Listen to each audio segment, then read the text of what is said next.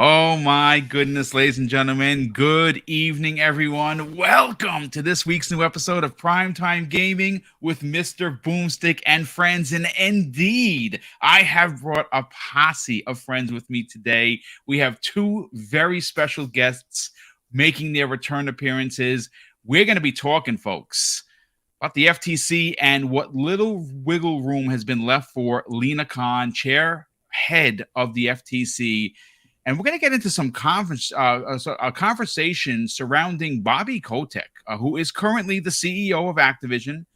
He's out there making some, he's out there talking, and he's saying that, Sony has been a partner and a friend for 30 years, and there's no harm, no foul with the ridiculous behavior that they have been acting. And I seem to think this may be just a political shim-sham, because we know Bobby Kotick as being a very vindictive kind of a person. And I'm going to say this right now. I think that he's speaking, because he's the CEO, but I would dare say he's speaking out of turn, because he's not going to be there much longer. New leadership is going to reign supreme. Hopefully that will be someone like a Sarah Bond to take over Activision. I think that would be an amazing hire. She is intelligent. She is sharp as a tack, and she knows her business. And she would be a great CEO and president of Activision. And I don't think that he has. I think there is going to be some bad blood, but I think that it's not just going to be with Activision or just with Microsoft. The sleeping giant is already just tearing through Sony's village right now as we speak. But I think personally, the scorched earth tactics, the on the air or live for everyone to see tantrum that Jim Ryan and SIE did for the entire industry is going to be far reaching. We're going to get into that, but let's introduce our special guests now. This is a gentleman who has made this case very, very digestible with his posts.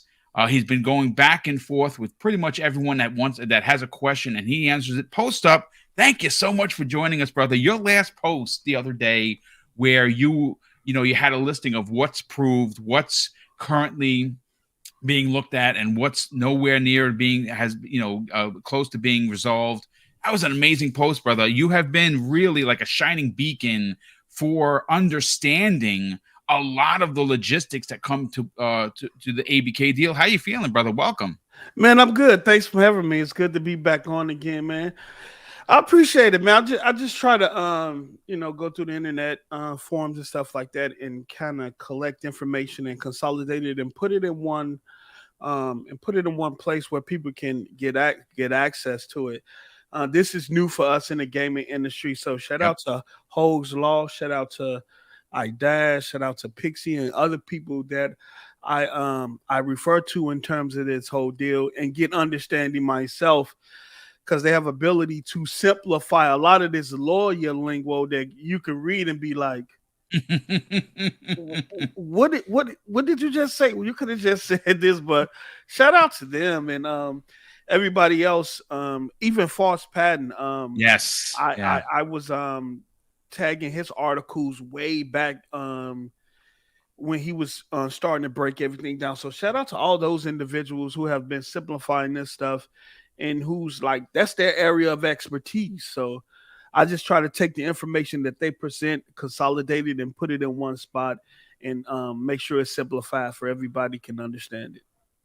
Well, I got to tell you, the last, since Friday, it has been all Xbox all day long. Yeah. There's no doubt about it. When the CMA came out with, there was not, even when the deal goes through, there would be no industry harm for Sony and PlayStation. It took the world by storm. It's something we didn't expect to happen. I think logic and numbers have came to play.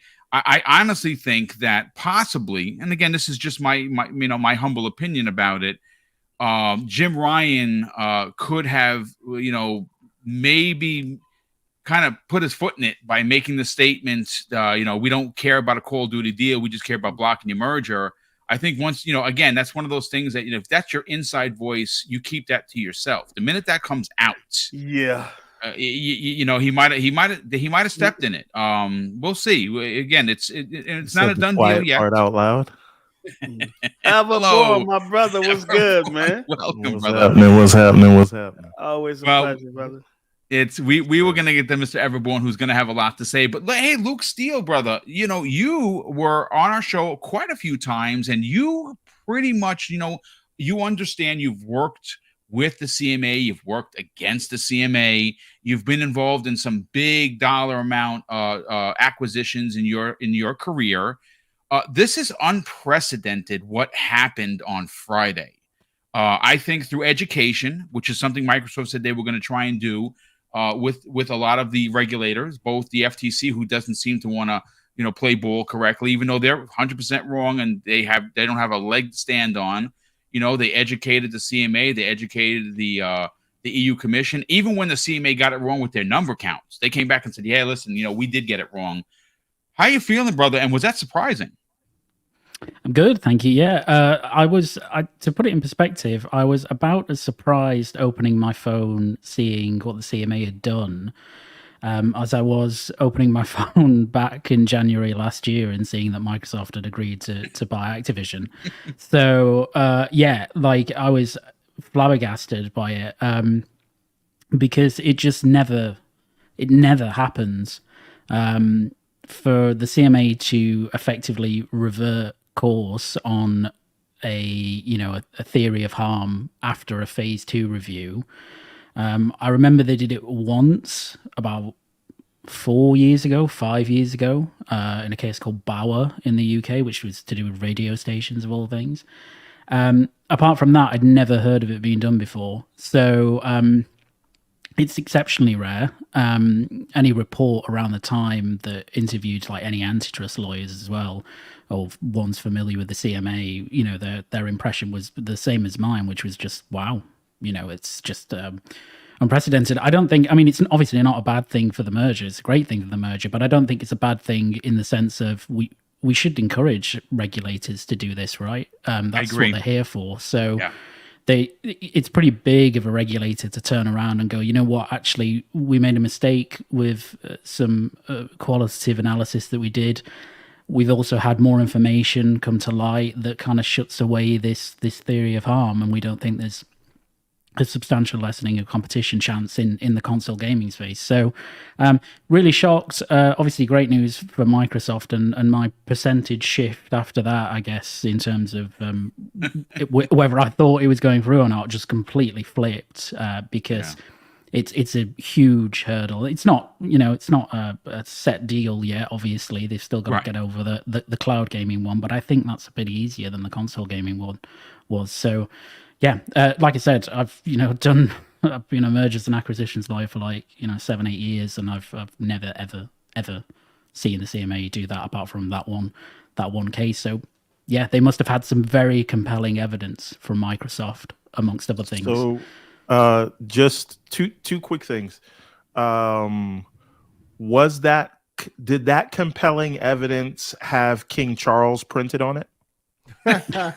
Stop it. Just stop it. What's wrong with you? No, that was a joke. Clearly. Real question. I don't even think they're in circulation yet. So yeah, no, it's still Liz on the front. Not yeah, coronated yet, so it yeah. doesn't get there.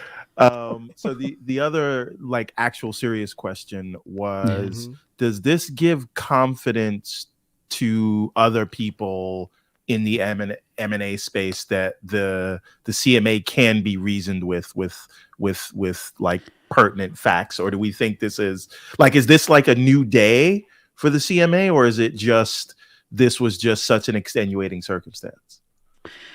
I think I think it does too. I think it probably does give people more hope about M&A activity where it engages the CMA, in terms of, is there a potential issue with a merger? I think it does that. I think there wasn't, I wouldn't say pre this decision, the CMA was generally a very well-regarded regulator, very reasonable regulator, and when you interact with the CMA, they're generally very reasonable, and they will listen to what I'm trying to get away from is they're not the FTC, right, which are very ideologically driven and not necessarily, conducive to actually listening to rational discussion. The current FTC. Yeah, the current FTC, right? Like, Let's preface that. Yeah. So the FTC have always been pretty reasonable, but something like this, I think, it gives a lot of buoyancy to obviously people who are looking to acquire other companies, because they know that, well, okay, look, the CMA may take a direction and we may not be happy with that direction, but they can be convinced, they're open to ideas, to the point where they will just drop theories of harm that they've identified, which is huge, because it's one thing to get them to say, accept a particular remedy when they've identified a theory of harm, but it's another thing to be able to persuade them, actually, you know what, this theory of harm, you've reviewed it twice, but actually it doesn't exist. And the CMA go, yeah, we agree. So, I think it's good news for M&A generally in the UK. Great news for Microsoft. Great news for Activision shareholders. So, I think it's just a really surprising, interesting decision. Yeah, we're gonna get into the FTC talk because Lina Khan, who, like I said, her personal ideology to protect consumers from being gouged by billion-dollar companies is sound. Like, you cannot argue that she wants to protect the people, but there is an issue with not following the rule of law, which he is clearly, has spoken about. She did an interview just recently where she suggested that facts shouldn't even be used in the decision of whether or not something is blocked. And I don't know if that's because she's 33 and she's clearly not aged correctly to have that kind of title and position, or she is just shooting from the hip and figuring, well, if we throw enough darts at this dartboard, we're eventually going to hit a good number. That's not the way you do business. That's not the way you spend taxpayer dollars. And like I said, many shows before, what we're learning, folks, is that, first of all, both parties in this country are just a bunch of knuckleheads. They can't agree on anything. They can't even agree to what to have for lunch. But when they agree that she's not doing the job correctly, then there's a problem. We're going to get into that, but let's continue with introductions. Kay Asante, what's going on, brother? I love the Xbox Factor podcast shirt you're wearing. Thank you, sir. That's pretty awesome. See, I may not have a mug to drink the tears of the Hooved brothers, but I will wear this shirt proudly, sir. I will wear this shirt proudly. No, thank you, I'm kind happy sir. to be Thank here. you. We have great guests here. We always learn so much when Post Up and Luke are around. So I'm excited to hear their thoughts and everybody's thoughts at this point.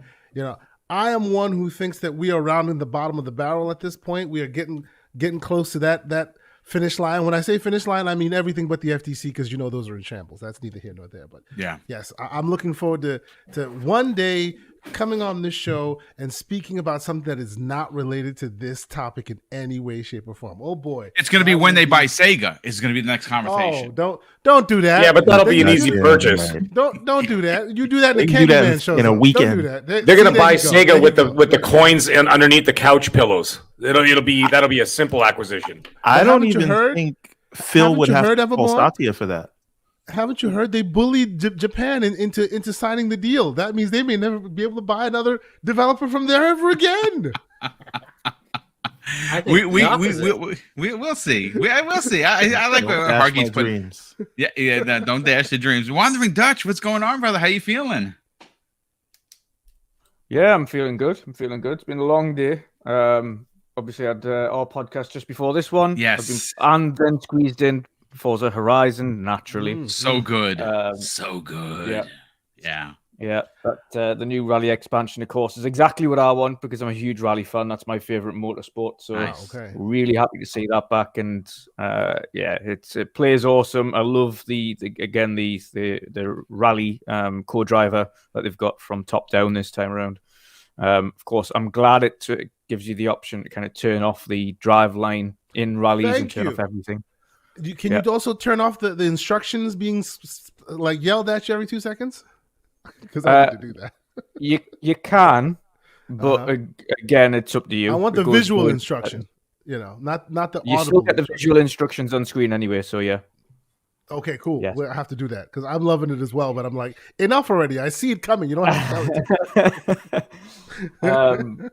But yeah, it's been awesome and just looking forward and so thankful because of course I was on with Luke on Box and Burger show not too long ago. We both had the same thing. A mere few weeks ago said we were both in the kind of 60% range of this FTC CMA stuff and the acquisition stuff getting done. So I think 60-70% rolling. And of course this happened and I think that's skyrocketed now. It's definitely not that 60-70% range anymore. I mean, some similar kind of thoughts on the cloud thing to probably what Luke thinks as well. I think there's a few things. It's a little bit different of a conversation to have because whereas cards and consoles, etc., is based on statistical things that you can measure because it's out in the wild, etc. Cloud is very much an emerging market where it's more based on guesswork and how the market's going to evolve and where they foresee the market being, etc., and how it might or might not affect competitors based on potentials as opposed to actuals. So it's a different conversation to have with regulators, but I don't see it being a problem, to be honest.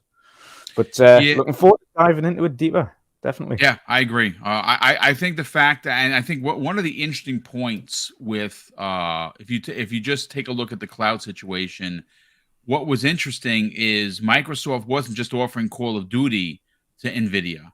They were offering Xbox games, Bethesda games, and Activision Blizzard games. If they ran on PC, you can stream it through the cloud. And I think them opening the door for anyone that has a cloud streaming service that wants these games to stream on their service, they're like, yeah, sure, you can do it. We don't care.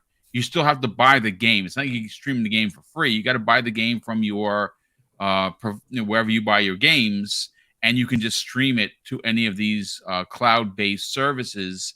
And I think that 10-year deal with NVIDIA was huge. I think, we know that Brad Smith did in fact say that there are several others that they're working on right now, which I would imagine could be announced as soon as the end of the week.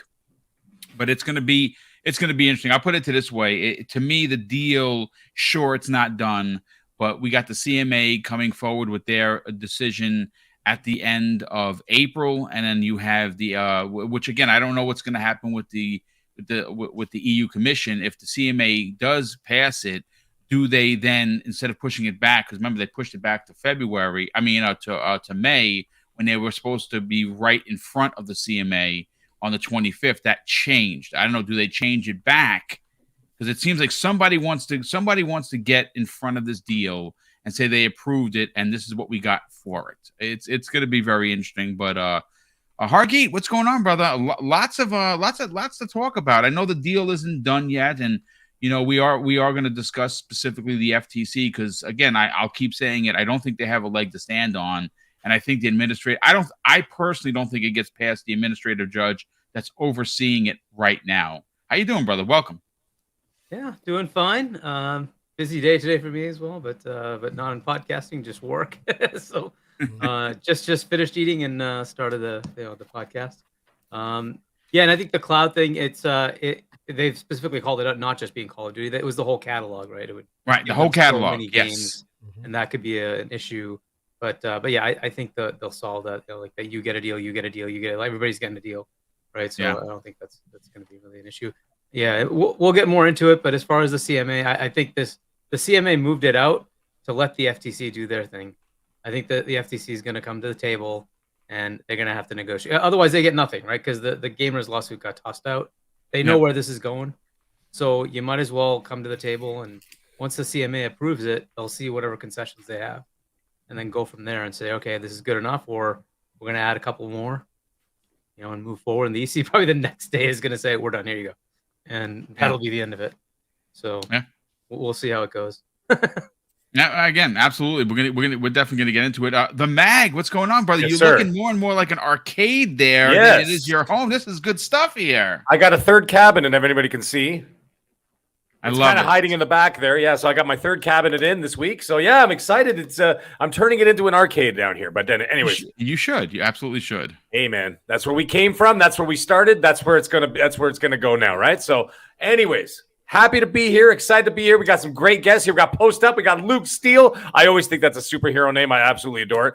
Anyways, listen, we're not going to get into this whole thing. I think it's a different kind of name, but let's go with superhero. Well, there's also that Everborn. Yes. If you check, don't Google. Don't Google. One of those one of those hub websites? Sure. Yeah. One of those. Yeah. Anyways, listen, we're going to get into this tonight. We got a lot to talk about as we do every week. Chat, you guys are already on fire. I'm going to say hello from here. But hey, listen, I said it from day one. I'll say it again.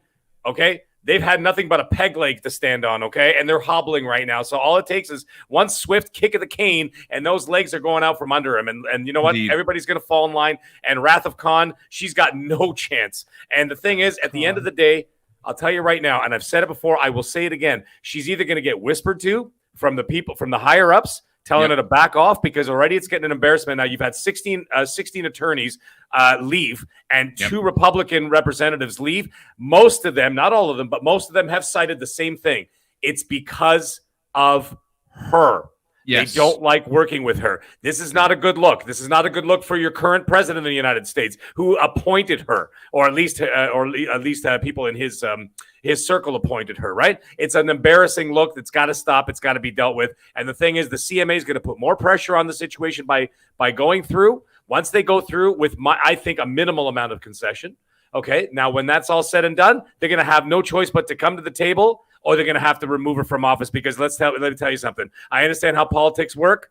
I understand how they will continue to work, but there's no time for ideology when it comes to business. Okay. Personal ideology and business do not mix well. It's like oil and water. Got to cut it out because trying to message you're trying to get across, it's not going to work. You're going to lose. Muddied. It's not even going to make it to court. It's going to get settled in the next few weeks. Anyways, let's get into this show, guys. Nice. And Everborn Saga, what's going on, brother? How you feeling? Welcome. I'm good. I know you're going to have a lot to say. We've been talking back and forth on the phone and through DMs and everything, and you got a lot to say about what's going on currently with the FTC, which is literally the joke. It's just a joke at this point. So just regarding the FTC, I think there's a lot of focus on the current chair, and we say the case is a joke and things like that, but really, if we step back and look at this, it's not really up to the FTC at this point. Like it's really up to who can convince Judge Chappell, which is the administrative law judge, who's going to be hearing the case, and then even from there, that's not really the end of the story. So the question is, how much can the FTC sort of delay things? And again, once the other approvals are secured, Microsoft's lawyers have already told Judge Chappell that they intend to close. And I know Hogue Law says that may just be a bargaining tactic because you may not want to close over pending litigation if the trial is so close, but they also may not want to renegotiate the contract with Activision because then you may end up having to pay more money, or people may get skittish, whatever. So I think more of the focus on the FTC should be, are they going to accept remedies package, or concessions package, which they say they would be open to if Microsoft provides them something interesting, and if not, then see you in court, I guess. But I think Microsoft would close over and then force them to get in front of a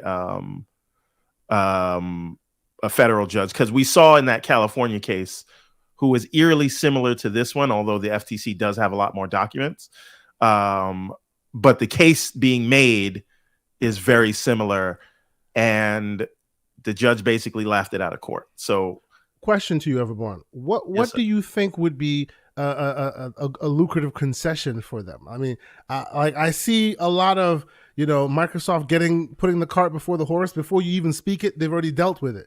So you're thinking that something outside of the realm of what has already been offered to both of them could potentially be something that FTC I'm thinking wants? Completely the opposite. I think they are going to offer exactly what they offered the EU and the CMA, which they have already done. Yeah, so then they're offering them nothing, is what you're saying. And effectively, right? Because those cloud deals, this is the thing to understand. They've literally, and even with the biggest one, NVIDIA, they've given up nothing. They've offered cloud deals to people who run cloud services that are bring your own game, right? And what that means is you're still buying the game from the Microsoft store or Steam. I think only Boostroid is a little different. The others are completely bring your own game. I think Boostroid may have like a small Game Pass like thing where you have a bunch of games that are offered to you, but it's such a small scale. It doesn't really matter. I'd like to see the terms there, and maybe we'll get that if this thing goes to trial. That being said, I think it will be difficult to prove any of this sort of. So ultimately, the point is everyone who has reviewed this deal, everyone who has gotten all the facts has found that there is there's no threat to competition in the console space. Everyone. Right. That's Japan, that's Brazil, that's Chile, that's Saudi Arabia, that's the EU, and now the CMA, or now Japan. But you know what I'm saying. So the facts just aren't there. And I don't know how everyone in the world could be looking at this, not have the facts to find some lessening of competition, and the FTC magically finds it. I just don't think they have the facts on their side. And you can make it about the cloud, but even then, the major market participants seem to be on board with it. Yeah. So how can I think time is the real issue here. And how serious Microsoft is over closing over the FTC, or the FTC, how serious they were about accepting potential remedies. But I don't think the FTC has the facts, at least on the console competition idea. Although Xbox and PlayStation are much closer in the US than they are anywhere else in the world. So maybe there is something there. Well, it's unlikely. Just to clarify the Boostroid thing, it connects up to your Steam or Epic or whatever you have. So it also does do a DIY. Okay. Yeah. What about Ubitus? Isn't that the one you said that was different? Yeah, it's one of the two. One of them has a small cloud offering, not just DIY or GIY. Bring your own games, or BYOG, whatever. BYOG, you know what I'm saying. Acronyms, bro. Acronyms. But listen, what I want to do, because we have a lot of people here. First of all, we got over 500 people here already. I see a lot of new names. If you are finding the channel for the first time, I do humbly request that you consider subscribing. We crossed 12K a couple of weeks ago, live on the air, which was amazing. And we want to build a brand, and we want to continue to deliver great content, which we do 5 days a week, Monday to Friday. All different panels, all different shows, all great content. And we don't use hate or clickbait to get you in. We talk facts, which is what we're going to do today. But let me catch up on a couple of super chats that popped in. And we're going to get into we're going to have to get into Bobby Kotick. He's out here making some big statements. I'm going to read some of the stuff that I pulled from the interview. But the first super chat of the day comes from our very good brother, the Black Harry Potter, who drops a $10 super chat. And he says, good afternoon, fellas. Hogwarts Legacy is still alive and well. It is. And still game of the year. But I will say that the Necromancer build in Diablo 4 took me away from Hogwarts for a quick minute. I hear you, brother. I was playing Halo until I hit level 76 of the Battle Pass, and then Resident Evil 4 came out and stole my life, and it's so good. Oh my God, it's so good. But let me see. We got another super chat that came in. Oh, we have quite a few of them. Hold on a sec. We have Drawn TJ, generous friend of the program, drops a $2 super chat and says, please hit the like button. Thank you for that, Drawn TJ. Highlander 001. who's been a channel member for 6 months, drops a $5 super chat and says, on CNBC last night, Biden's chief of staff was asked about Khan's job and the disorder of the FTC, and he said Biden will have to talk with her. Well. How about that? I tell you, man, when there's enough political pressure, someone's going to have to speak to her. Yeah. Even Grandpa wakes up out of bed. I'm sorry. Once in a while, he's I got news for you. When I used to hang out at my grandmother's house, and my grandfather was sleeping, and I did something where I woke him up, it wasn't good. It wasn't good. That's a Spanish household, folks. So you understand that the chancleta was thrown across the room, boomerang style. And he didn't even wake up. It just somehow hit your head and then went right back on his foot, right? if the snoring stopped, you were dead. I'm just gonna say that's how grandma was. Yeah. Don't mess around with the grandma and the grandpas. They're deadly. The Black Harry Potter drops an additional $5 super chat and says the black necromancer is kind of fire. Que Asante, man, that might be a vibe. If I change it all, the credit goes to my brother. I've been talking with him in the background. I think he needs to change it to the black necromancer at this point. Oh my God. Do that. Honest to God, do that in June, please. I love it. Game Down Sights drops a very generous $2 super chat. And he also says, unions will have a say here in the U.S. if the FTC tries to block. Yeah, absolutely, 100%. Yes. You cannot go against unions. Democrats don't do that, and you cannot go against the unions. This is, again, I know that I've been saying this, and some people, still think that games are made by robots, and they're not. They're made by human beings and people. And under Bobby Kotick and Activision, it has not been a good time to work and be a developer. We've heard some horror stories. We've heard that he was aware of a lot of the things that were going on, sexual misconduct, sexual harassment, all kinds of things, women and people of color not being paid correctly because of that. It is a company that needs a monster change, and that change is going to come when Microsoft takes over. He has to go. I'm sorry. He has to go. Okay, one thing. Yes. About that, and I keep warning people about this. I do not think Bobby K is going to go as soon as a lot of us think he is going to go. No, he might finish he might finish his term to the end of the year as the transition goes. But he's not going to. They're not going to sign on. He's going to help with the transition. He's going to help with the transition. I think that transition though is going to take longer than people think. You will see more on for another year. You'll see ABK games come into Game Pass before you'll see him leave. I suspect. Well, we'll see. Well, I mean, I hope that's not in fact the case. It's going to be a mess for Microsoft. Sorry, they just got to get rid of him. And it's definitely going to take away if it gets approved. It's definitely going to take away the echo chamber that is Twitter. They're going to focus more on him being there than Microsoft achieving the deal going through. So no, I agree. The pressure will build for sure.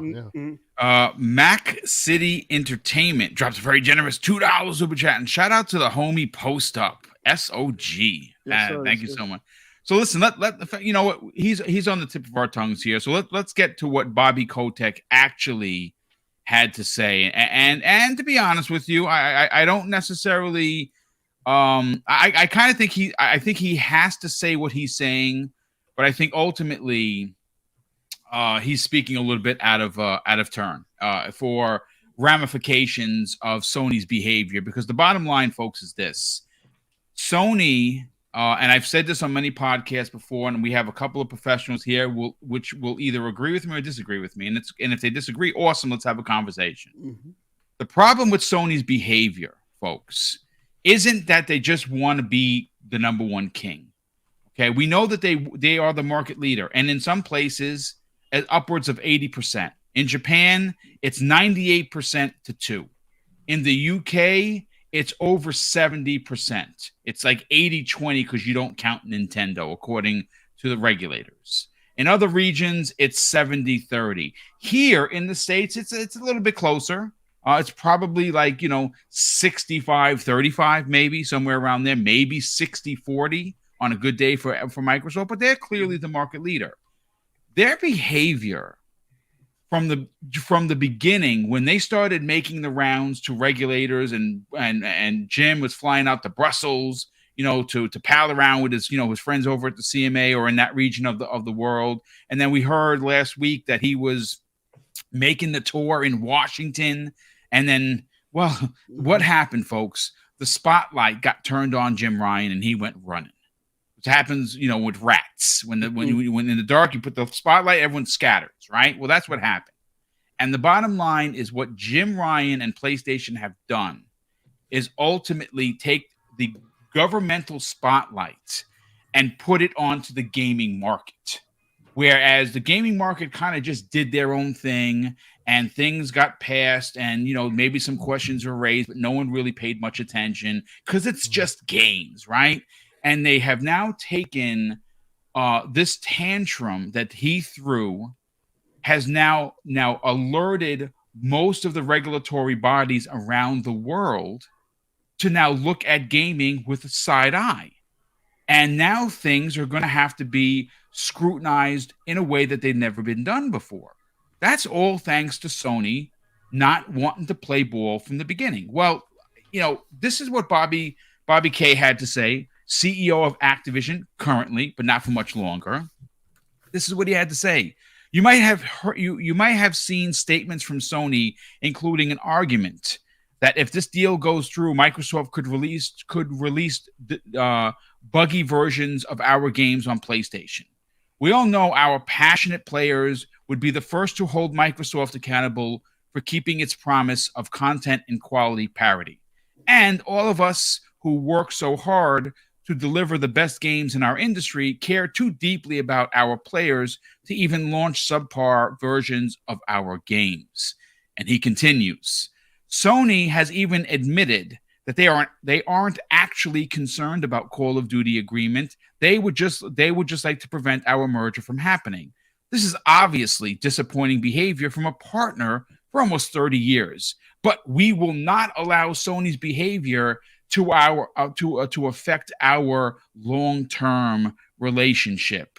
And this is where I call bullshit, because I'm telling you right now, it is not only going to affect further dealings with Microsoft and Activision, but I think that their scorched earth mentality from offset of this deal is going to have long-reaching issues with other third and second party publishers and developers moving forward. I think that you've heard, just read the news, folks. People are anonymously coming out against Sony because they are fearful that Sony will retaliate, which we know that they do. And I think that a lot of people are fed up with Sony's behavior. They walk around like king shit, and no one can say anything because, well, they're Sony. Well, that's going to change, folks. It's going to change in a big way. Post Up, I want to go to you first on this. I said this on many podcasts. When I heard Jim Ryan utter the words, I don't care about a Call of Duty deal, I just want to block your merger, I said, there's no way he would have said that. There's just no way. No CEO and president of PlayStation says such a thing out loud, but he did. And I think ultimately that's probably what hurt him, because people, you have to take a step back and be like, this is crazy. This is like a Godfather movie. I've never heard of such a thing. Do you personally think that there's no harm, no foul, after the antics? Oh no, that's a kind of fickle question.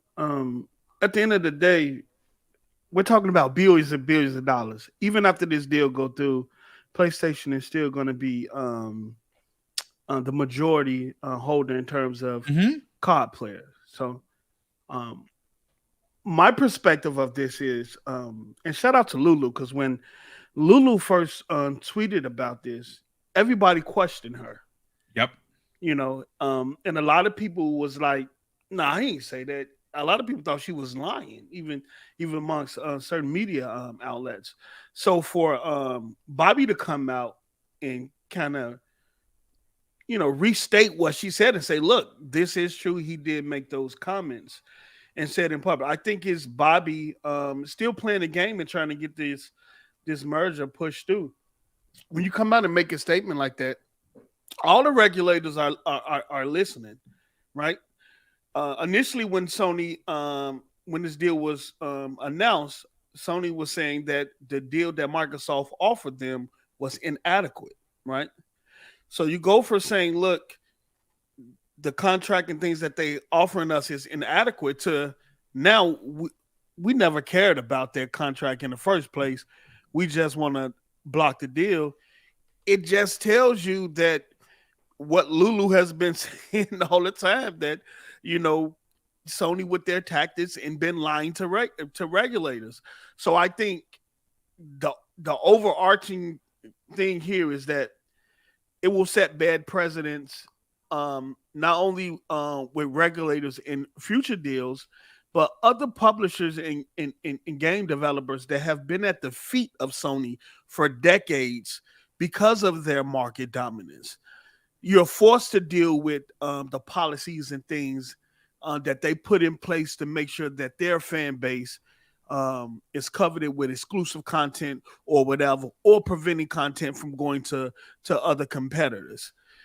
Most developers and publishers are forced to those policies because, hey, they pretty much control the market. And I think during this whole process that the gaming landscape has spoken loud by being quiet when Microsoft initially announced that they was acquiring them. Notice, Sony is the only one out there that's against this deal. No other AAA third-party publisher, no AA developer, no indie, no one. Everyone has been quiet. To me, that says a lot. To me, that says the industry wants more competition. It wants change, because if competition is brought in and the playing field is level, then maybe some of these publishers and developers don't have to deal with a lot of the BS that they have to deal with a lot of these Sony contracts. So I think the implications of this deal is going to reach even beyond gaming. You said they want a new mob boss now? Definitely. If you look at the indies, remember that story came out about the indie developer had to pay $25,000 just to promote their game on the front page of Sony on their console, right? Correct. $25,000. Then you had the other developer came out and say, look, when we went over here to Xbox, we got more advertisement. And through that, getting more advertisement, we got more player base. We was able to see more money. We was able to be more successful because it was easier for us to promote our game in their ecosystem than it is in Sony ecosystem. You know what I'm saying? So I think a lot of this is going to come to a head, and I'm just want to see how it plays out, because I think Sony kind of put their foot in their mouth. If you're crying now and you're lying to regulators to stop this deal, what happens in the future when you want to make your next acquisition? Microsoft didn't say nothing when you purchased Bungie, even though they probably could have. What's going to happen when you try to make your next acquisition? That's all I got to say on that. I mean, it's a great question. Obviously, I'm not sure how many people remember this post up, but that $3.6 billion Bungie deal went through as quick as I lace up my boots. Yeah, really quick. Really, you know what I'm saying? It was like, hey, we're acquiring Bungie. Hey, we welcome to the family, and no harm. It was like nothing. You know, no one said so. Interestingly enough, though, did they not say right from the beginning that they was also going to maintain third party entirely? Was that part of the deal? Like, part of the contract. It was part of the approval, though. That was that was a requirement from Bungie. Yeah. So one thing about the Bungie deal for Sony, that I tweeted about this the other day, but we have post up here, so I'll say it again. If we look at the market caps of both companies, the 68.7 billion versus the 3.6 billion both work out to around 3.5% of their respective market caps. So if you're only going by market cap, they actually made very similar moves, believe it or not. Just if we look at the scale of both companies. Now, the reason I think Bungie went through without any hassle, and the same way Bethesda went through with no hassle, it was done in 6 months, maybe less. Yeah. Right? It's economies of scale, right?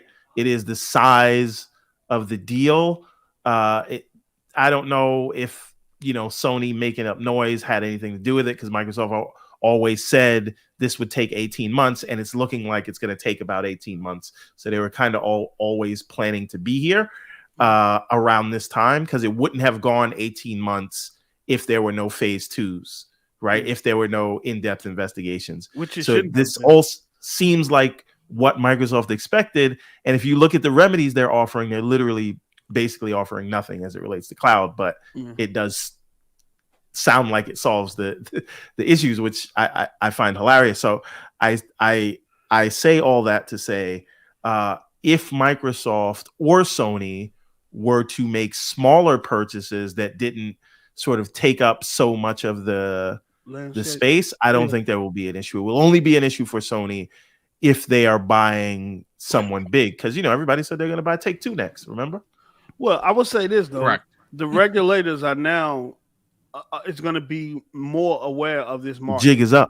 It's yes, up. It's up. What is that the things that Sony and Nintendo and all, and even Microsoft have been getting away for the last 20, 30.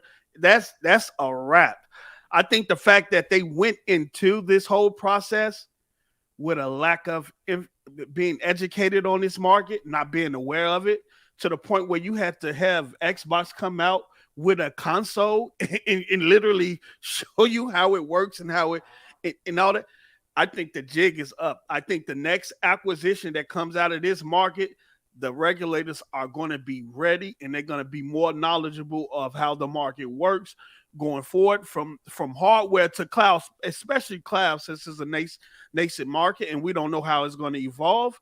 But yeah, the jig is up. Yeah. Hopefully that means they can, the future acquisition. And again, we don't want to, this is maybe an inevitability, right? Because I know it's like everybody's going to be like, oh, mass market consolidation, blah, blah, blah. We're not there yet. When we get there, then we can raise the alarms. I don't think we're there yet. I don't think we're anywhere close to there yet. But there are too many publishers and there are too many developers. There are thousands of developers out there right now, and there are new ones being made each and every day. There's just no way. 200 came from Playground. Right. So the reason I say that is hopefully in the future, with all these regulators being sort of educated, and what I liked about this whole process is that the community has also been educated about this. There's so much that we have learned just about this process. Yes. And I think that's a net win, right? I think everybody has learned. It's kind of been a civics class almost, right? With how these things work. But what I'm saying is, hopefully regulators, now that they're armed with this knowledge and having this precedent that's being set by this deal, they can clear or block deals faster without all the, all of this nonsense. So hopefully that's a net win, and they know what to look for. They can get straight to business the next time one of these things comes up, so we don't have to talk about it for 2 years. Well, I mean, I'm sure we're going to talk about it, but it would be much nicer to talk about games. What's going to come out of ABK? Again, that for me is the most exciting thing. It's not Call of Duty. I could care less. Call of Duty is going to be Call of Duty. If you play multiplayer Call of Duty, good on you. I just don't. I like it for the single player, but I'm more concerned and interested to see what the studios that, according to Kay Asante, have been in the salt mines of Call of Duty forever, are now going to be able to make games that they're used to making. Who in the chat here? We have over 700 people here, so thank you so much for that. Wants a Singularity 2. That would be me, because Singularity was freaking dope, and no one ever played it. It's amazing.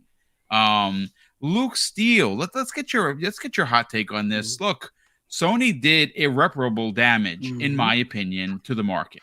I think they've done irreparable damage to their relationships with other developers and publishers. And some are not going to say anything right now because, well, it's just not in good taste to say anything because they've been put on blast. But Activision, Bobby Kotick, he's out there, kissing babies, which you shouldn't let him kiss your baby, and rubbing elbows. Like I said, he's saying what a CEO is supposed to say, but ultimately, I don't think he has his opinion matters. It's not going to matter because he's not going to be making the calls anymore once Microsoft takes over. I think there is damage. I think that you look at the way Sony behaved and the way Jim Ryan was out here, making a lot of falsities. I think there is some damage there. What are your thoughts on it? I think in terms of the Kotick language, I think he was being very measured with what he was saying in that letter or the email or whatever it was. Because I think actually probably what he was trying to do is hedge his bets a little bit, which is to say that I think he said that because one, I think everyone's probably right in that he'll probably stick around for a little bit. Quite how long that'll be, nobody really knows. But two, I think he's just being careful just in case something comes out of the barrel where something happens to the deal and Activision are still independent. So I think he's just trying to not spook shareholders. That was my reading of his language, which is to say that, look, if something, we're confident this is going to happen, but if something does happen where, we're on our own again, we're not going to let this come between us and Sony, basically. We're going to continue to value them as a partner and vice versa. And look, he's doing that to not spook shareholders, in particular to not spook shareholders at, the next AGM, if Activision become independent, voting him off the board because he has some weird, some vendetta against Sony because they cost him loads of money, basically, in this deal. So I think the way he said it, my reading of it was very corporate, measured speak for, okay, I'm not really going to say too much. You're correct in the sense that if the merger happens, then obviously Microsoft are going to have a good relationship with Sony because they will be supplying pretty significant products to Sony, so they need to have a good working relationship. It's not going to be as favorable in terms of terms as it is now, obviously, between Activision and Sony. But I think Bobby just just trying to be coy about it and just trying to be kind of. He's trying not to, rock the apple cart too much at the moment because he has to hedge his bets either way, whether he's, remains CEO under. No, go ahead. So Luke, I had a little bit of a different reading on that. I felt like that was more for regulators to read, sort of saying, no, we're not going to sabotage them because they did this to us. We are going to be good stewards and we won't have any hard feelings. If the deal goes through, there won't be retribution against them. But you could be right as well, like hedging the bets. I just read it completely different. That's fine. It's not, we're not in his mind, right? So we don't know what he means when he's written that. I think that's a perfectly reasonable conclusion to arrive at as well. I think it's probably multifaceted. What he's saying. So it could be a combination of what you said and what I've said.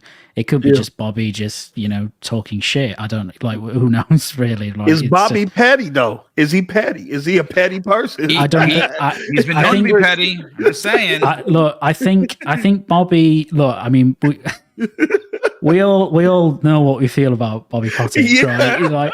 So I think he is the type of person that would be like that, except where it comes to his own job security and his obligations as a director. Exactly, yeah. So Bobby has a fiduciary duty to his shareholders. Yeah. So even post, let's say hypothetical acquisition fails, Bobby's still in charge of Activision Blizzard King.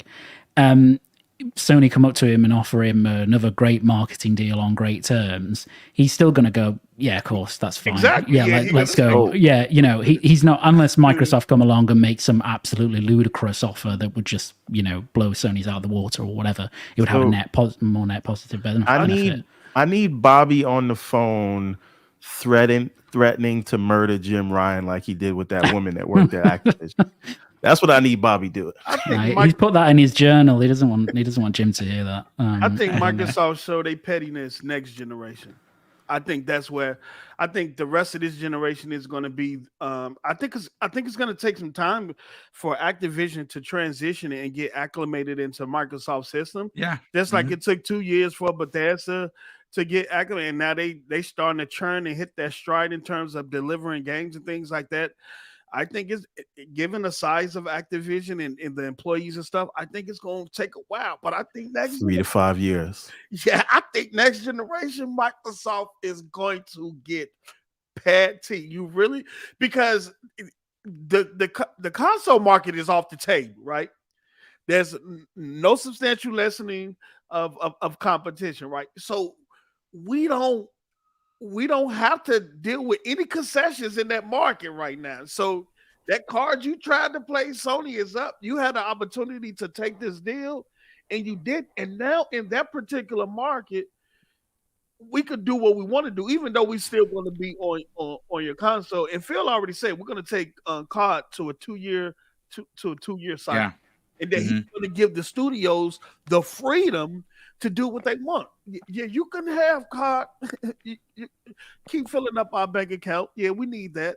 We ain't for to shine away no billions. And Post, remember that Activision. Remember, Post. They also said that even the regulatory bodies themselves said partial foreclosure is fair game. Yes. Exactly. Even they said that. So, As a matter of fact, they said that they could time release Call of Duty, and it would not put Sony in the dirt. And it reminds me of that article about that Treyarch developer who left, and he said they would sit around and wonder and ponder what would life be like under Microsoft having the freedom to create what they want to. Mm-hmm. You know what I'm saying? I'm 100% sure this is going to come to fruition. So you can have COD. What is the next new IPs that's going to come from Activision, Blizzard, and things like that won't see the light of day on that PS5 or that PS6? Well, Treyarch and Infinity Ward are rumored to be working on a first-person open-world space game, a la Mass Effect. So is that the Destiny style? Wait a minute, whoa. Talking about Treyarch and Infinity Ward are working on new projects. They're rumored to be open world space first-person shooters. I think it was kind of like right? Mass Effect. Oh, Mass Effect. So if that were the case, I didn't mean to interrupt. I just heard about this now. If that were the case, who would they throw Call of Duty to on a regular basis? I mean, obviously they're going to still remain annual. So it would be Sledgehammer, and then. I mean, there's 8 studios making Call of Duty right now. You know what I'm saying? And they're going to biannual. Not just annual. They're going to go to every other year. I think but is that permanent though, Asante? Biannual is permanent. They said they wanted to skip. They wanted to skip this year, but now I'm hearing that they're not skipping this year at all. They're releasing a full game this year. Well, remember, they're not skipping this year because it's still the Kotick show, right? And Phil said it's going biannual. He doesn't own the reins of the ship just yet. So when he steps in, then it will be biannual, and possibly you can switch in and switch out different developers as you see. Okay, so then they could have a little bit more breathing. That's the salt mine is full of other developers who have great skills and want to do something else. Right? I think COD becomes his own standalone studio. Exactly. Just like your coalition, just like your. Okay, so it gives everybody breathing room so they can spread their wings, so to speak, to what Boom was talking about. Okay, that's it. I just wanted clarification.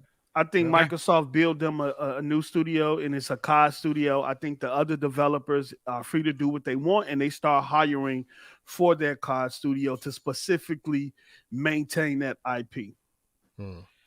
Hargeet, I want to bring you in on the conversation because I want to ask you. You're petty like me, so you're probably going to make this more fun. What a title there, Hargeet. You're petty like me. He said it ain't enough pettiness right now. Oh my God. I'm gonna say this. The first thing that because they haven't signed the contract. In fact, they're not even talking to PlayStation. PlayStation said on Friday when pressed for comment we have no comment on the CMA decision. We have no comment on the Activision Blizzard King merger. That came from SIE, but that's all they would say. I don't know if it was on there. We heard it was. The first thing that comes off is PlayStation Plus is not getting Call of Duty. That's gone. Bye. Do you honestly believe that there is an irreparable damage done between Microsoft and Sony and Activision and Sony after these antics? I understand it's a business and they want to make money, but there's got to be bad blood here. I'm sorry.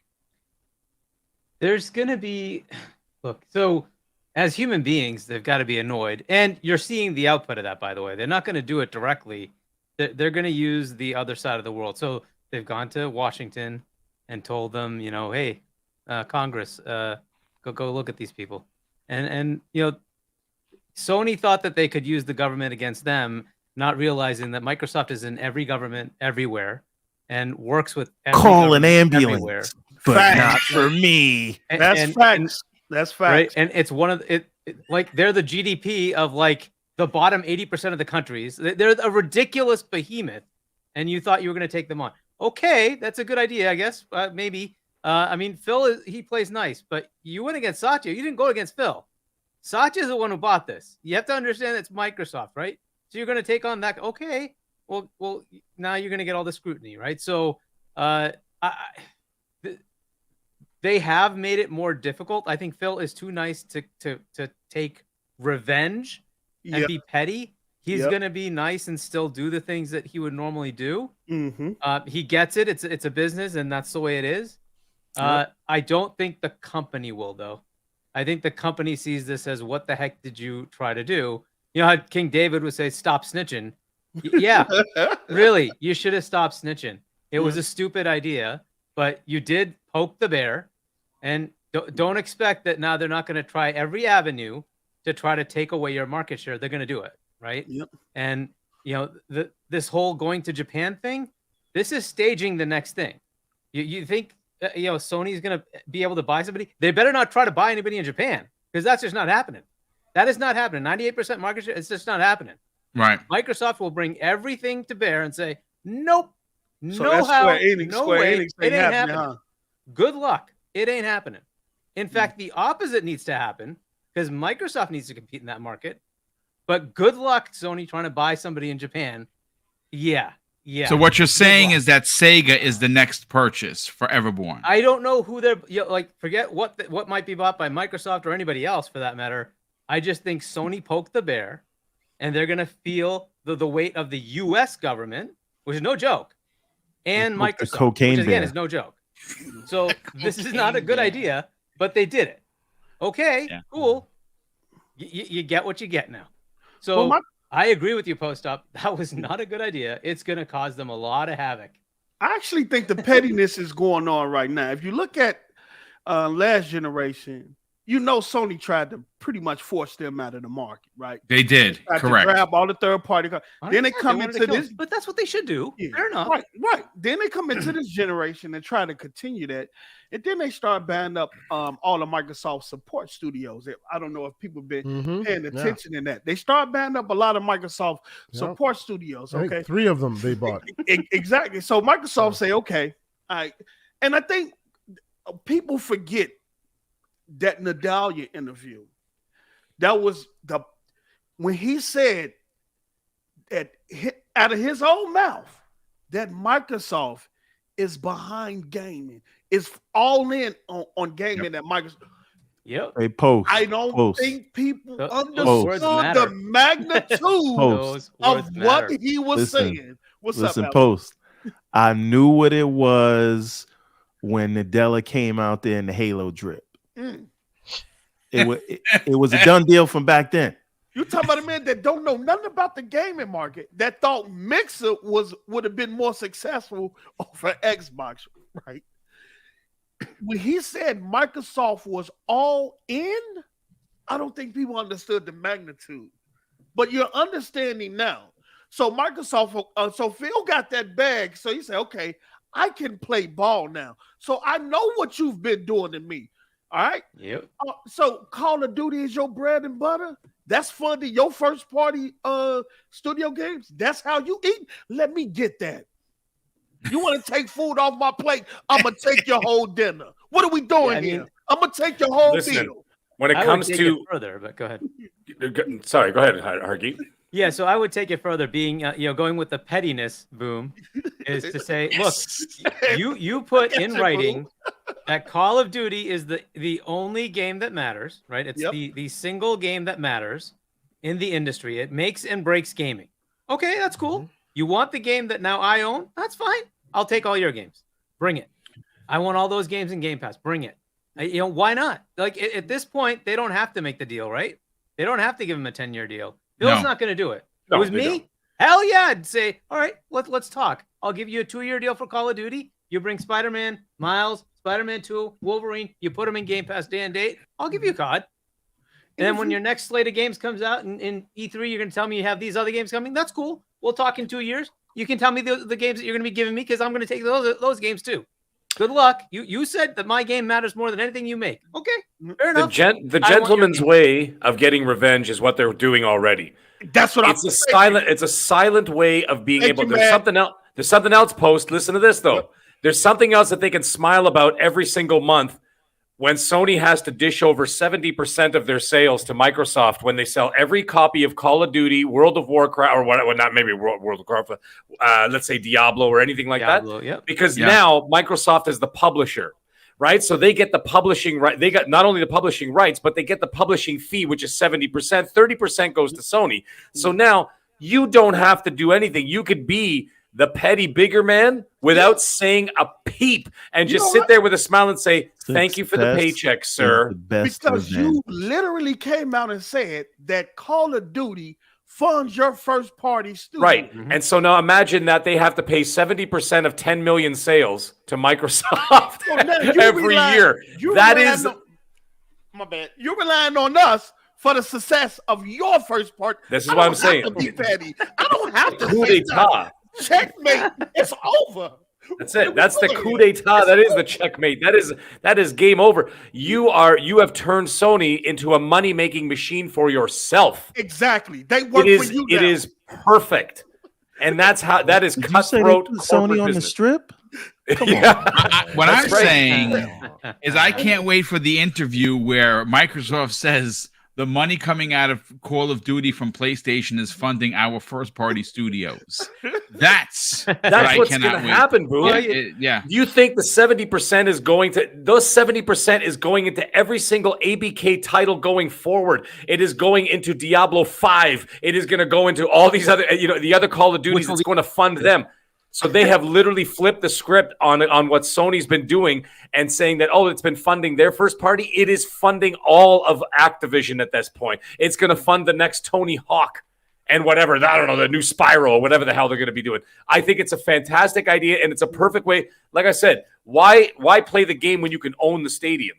You know what I mean? So now you own the bank. Now you've bought the bank, and now you can make the moves, and it'll literally fund itself.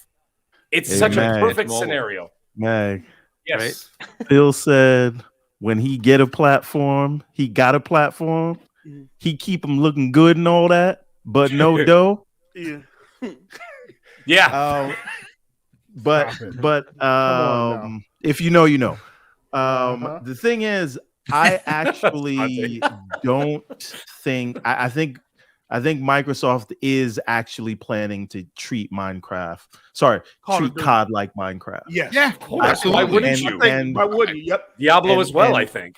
Right. Well, we'll see about Diablo. Maybe. But we're not going to get another Diablo for another decade, yes, right? But we'll see. So the thing is this. I think that, they... you just have to consider COD a sort of sacrificial lamb, because again, a lot of the value in COD is the data and it is the users every month. So I don't think they want to cut that base off. Even a decade from now, I think they continue that, and I think Sony knew that, and Sony bold-faced lied when they said they need COD, because I want people to understand something. what does COD make on PlayStation a year? It's 14% of their revenue, right? Comes from PlayStation. And or 14% of COD revenue, not like Activision in general, but it's about $1 billion a year, right? Coming from PlayStation, and Sony gets less than 30% of that billion. So we're talking about somewhere between $200 and $300 million a year, right?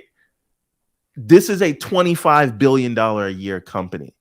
So this is why every regulator has laughed them out of, laughed them out of their investigations or their courtrooms, because it's ridiculous. And those lies that they basically told about how much they rely on COD, it's not that serious, and they will be able to compete. And 10 years is enough, because people keep confusing 10 years to recreate COD. No, Sony needs to recreate the engagement and the revenue that they're making from COD, and they're only making less than 30% of whatever COD sales are on there. So they don't need to make anything near as big, because PlayStation was never getting any piece of PC sales. They were never getting any piece of Xbox sales. They were so and mobile, they still have that entire area to go into. Right. And this is what I'm saying. So that's not what Sony needs to recreate in order to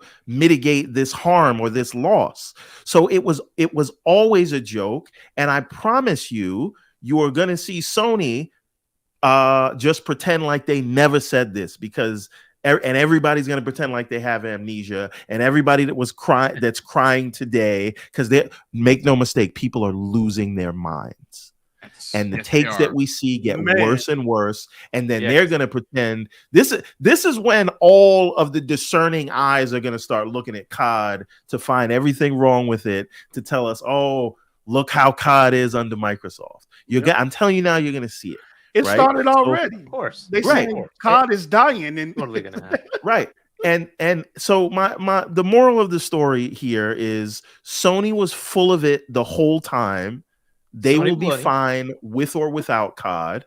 Yeah. And what they're really trying to argue, which they couldn't argue this, is that their entire business model relies on being the dominant player. Yes. Because can they now negotiate these wholesale rates that they have to pay other publishers to get exclusive content to be associated with the platform? Mm-hmm. Can they do that now if the market share isn't so lopsided? Right? Can they charge Epic the asshole tax? Sorry.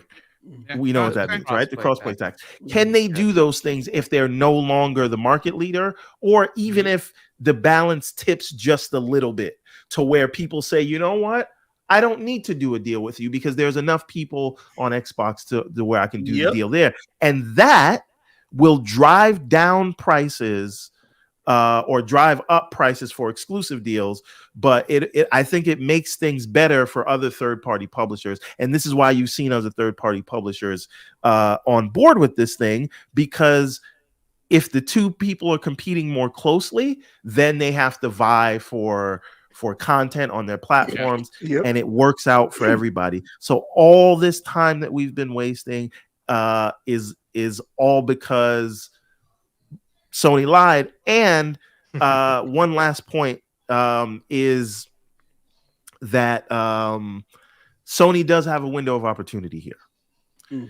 They can sign with Microsoft now and secure a lot more than they would if this deal closes without any deal from them, right? And Microsoft doesn't have to, because they would win with the FTC, but time is an issue here. So I think Microsoft signs with them just to completely destroy the FTC case, because there's no case.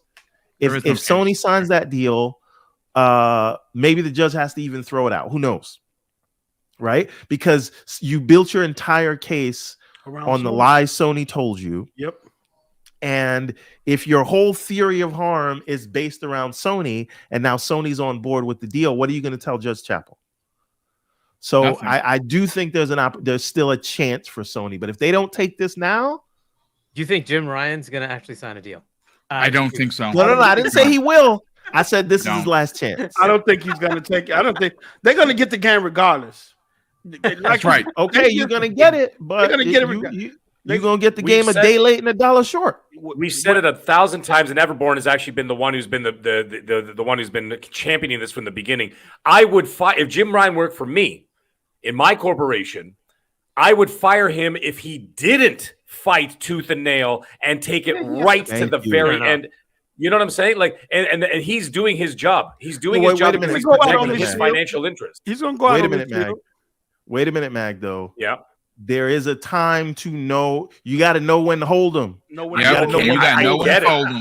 get it, but you know what? Right? You got to fight it right to the bitter end, and even if it makes you look like a fool, at least you. But this is not about fighting it. This is not about taking it to the limit. No, you don't have to sign a deal. A lot of taglines tonight. It is hammer time right now. Yeah, right. What are we doing? We're the big hands. Are we also forgetting the reason why? I think that he's delaying this. He's delaying this for a different reason. I think he's delaying this because he's trying to get the jump on their live service games that are in development right now. I don't think it has anything to do with Call of Duty. He's not worried about Call of Duty in the long run. I think that he's trying to buy his teams more time to develop those live service games that are going to be the quote-unquote Call of Duty killers. And I think that even buying them 2 years is enough to maybe launch 1 or 2 of those games in that time, including the possibility of a SOCOM. They're literally launching one this year. They're launching. Okay, so there you go. Year, I think these were delay tactics to give their teams, their development teams, time in order to release something that may or may not compete with Call of Duty, or at least attempt to compete. That's my thought. We know they need time. No, they need it, but I think they're also trying to do. How many did they announce? Like 9 or 10? 12. 12. Okay, never mind. 12 live service games. One of them's got to hit in the next 2 years. Maybe it's not. You can't throw a rock without a hit. The service game at SIE right now. They're pulling the Ubisoft. They're like throw everything in the wall and see what sticks. Yeah, you know what I mean. You know what's happening Ubisoft though. Well, yeah, I know. You know, that's a whole different. Just to point out, like they don't need a deal, right? Because they already have a deal. Yes, that's correct. They already have a deal. So they're secured for the next 2 years anyway, right? So Sony doesn't have to do a damn thing. They could just say, we're not going to sign a damn thing. And then come to the table in 2024 and say, all right, what's next? Right. Because if Microsoft owns them, they have no choice at that point, right? But the problem, Hargy, I think what Everborn is mentioning here, which is a very interesting point to bring up, is right now you still have a seat at the table and still can communicate what your preferences are. And you will be listened to more than in 2024 when we still because all the people that are saying, well, but think about it. All the people that are saying, oh, it's all business and all of that. Yes, it's business. And yes, 100% when push comes to shove, they will still do business. But we all know revenge is a dish best served cold. Yeah. This is not going to go away. I don't even think it's about like revenge. But the point is, everywhere. If you do not help them secure their deal like they want to secure their deal, and you've already come out and made your inside voice your outside voice, when you come back at that point when there's no regulators behind you, you get what you get and you don't get upset. That's what's going to happen. Right. But that's the thing. That's where they are, right? They took away the console SLC. Well, that's my point. That they have to make. That's where they are right now. If they were to come show publicly, because they did the whole showing publicly, if they made it, we're going to sit down with our competitor and we're going to have a conversation, there is a chance that what they are looking for would be listened to far more now than ever, because still the light is still shining on this process, right? The light is still shining on them. Sony side or Sony side? Sony side. Asante saying is what's being offered now won't be offered in 2024. Yeah, today's price ain't tomorrow's price. Yeah, you better get it while the getting is good, because if this deal go through and you don't take it, I mean, real quick, think about merger. Sure, but think about this right now. Amazon, but those dreams are dashed. See, Amazon just suspiciously went, we now have Luna in the UK. What do you think all that means? It means the light is shining, the hands are open, and maybe we get a deal too. Yeah. If you wait till that light diminishes, don't expect to come back and expect the same deals there, people. They can keep going, and that's a cloud SLC, and that's still in place, right? And that's a good thing. They should continue that path. Yes. But here, I don't know that they will. I just think, PlayStation is trying their game, and I don't know if they will come to the table. And the FTC is the only one left, and the FTC, they're going to have to drop the same SLC, because if everybody else in the world, including Japan, is saying there's nothing here, right? Then what is the FTC's case? Because they were banking on, Microsoft lied to the EC, and the EC said, no, they didn't. And no, they did not. Yes. Sony said that this is going to kill them, and everybody else is saying, no, it's not. So, what's they also said Microsoft can't be trusted, and then the CMA and the EC said, yeah, we trust them. They won't do it. Yeah, and all the other developers, all the other publishers, Valve, right? Like it's baloney, this right? Is why the FTC doesn't have a leg to stand on, and why so again they're going to have to drop it to the same thing. That cloud is the only SLC, right? So cloud's the only issue, and they'll have to work with the same concessions. And let's be clear about that whole cloud is the only SLC. That whole cloud is the only SLC. People are taking that as if everything has been taken into consideration. Well, and maybe I'm wrong here. Please, folks, correct my interpretation. But the yacht that is these regulatory bodies, they turn slowly. So the information that we've heard recently about console being not a factor in the equation, that is after all those months and months of digging through all that paperwork. All the you get a deal stuff has not been considered. So next week, cloud could not be a consideration anymore, because now they're considering those. So the idea that they're saying cloud is still a consideration, it's just a line in the sand to say, hey, we looked at the console stuff. We didn't add cloud into the mix. Yeah, all I'm saying is that Sony doesn't have a regulator to back them anymore. That's the problem, right? Yeah. When they had the CMA advocating for them, that was somewhere where they could go and say, no, I want to block it, or I want this huge list of things. True. Fair enough. What's in Sony's court though? They don't have it anymore. What's in Sony's court right now though is they're still dealing with Microsoft, who by and large tends to go for the PR wins whenever possible. They want to be the nice guy. We know in the background they're not, right? But Microsoft, they want to show that.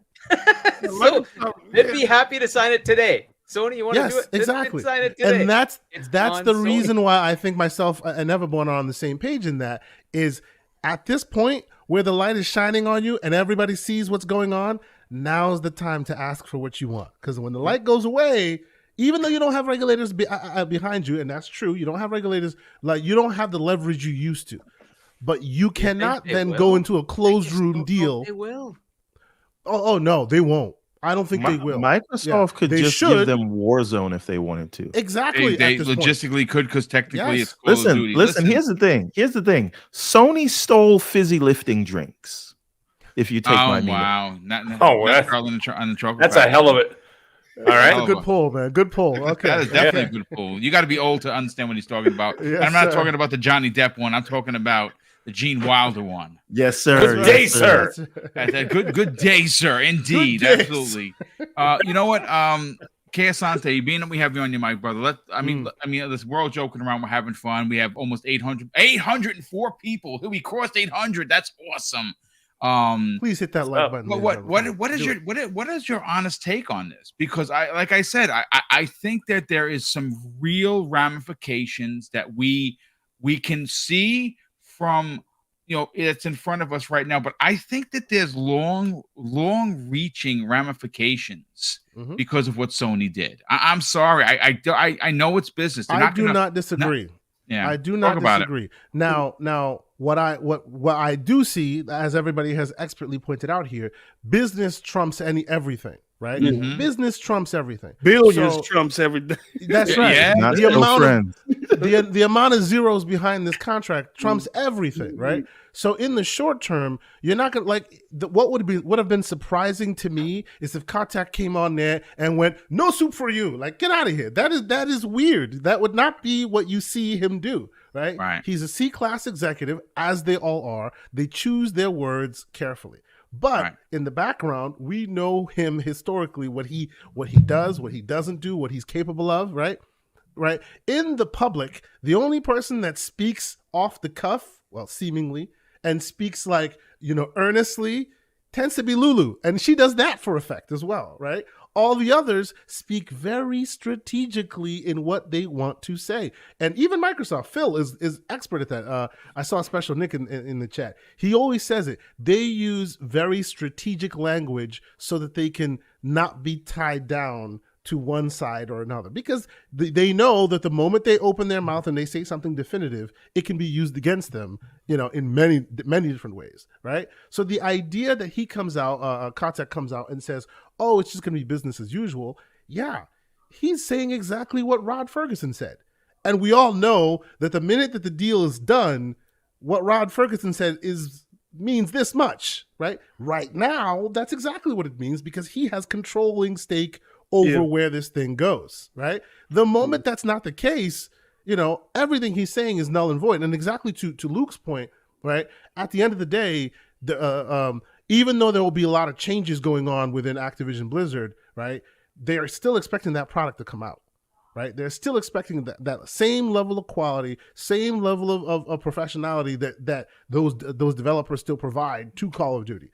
So if you start, doing your mandates left and right in the public eye, you're going to lose your developers. You're going to lose the shareholders are going to lose interest, lose confidence in you. They still want to purport to bring the air of, hey, there's nothing to see here. This thing the train is still on the track, right? Doesn't mean in the back room they're not going to squeeze the knife on you when you come and nobody's paying attention. Right, because we know what they're about. This has been said and documented many times. Right, we've heard the reported swearing that happens whenever Phil doesn't get his way, but in public he's a nice guy. You know what I'm saying? Mm-hmm. And you and I both know that nobody says that Kotick is a nice guy, right? So you must imagine what happens in those backroom deals.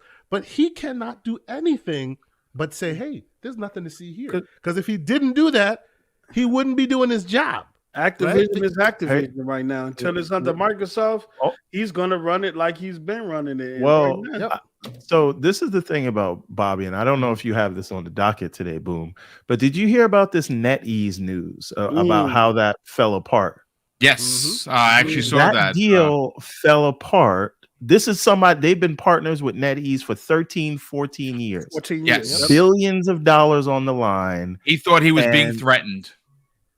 So they were messing with his money, huh? Yeah. That's right. Sound familiar? That's right. 50 million a year. But see, when did that happen? That happened in the back room. He didn't come out in public and go, "Nah, screw you, NetEase." No, it's the official language was, well, we couldn't reach an amicable situation, and it was all nice and fine. So folks that are coming out here going, "Oh, Kotick is speaking nonsense." No, he's not.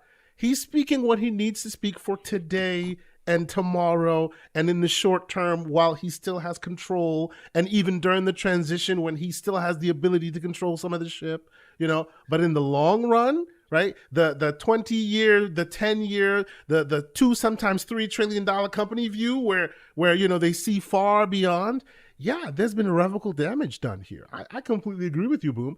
I honestly think that I'm not disagreeing with you that the spotlight is that they brought the spotlight on them.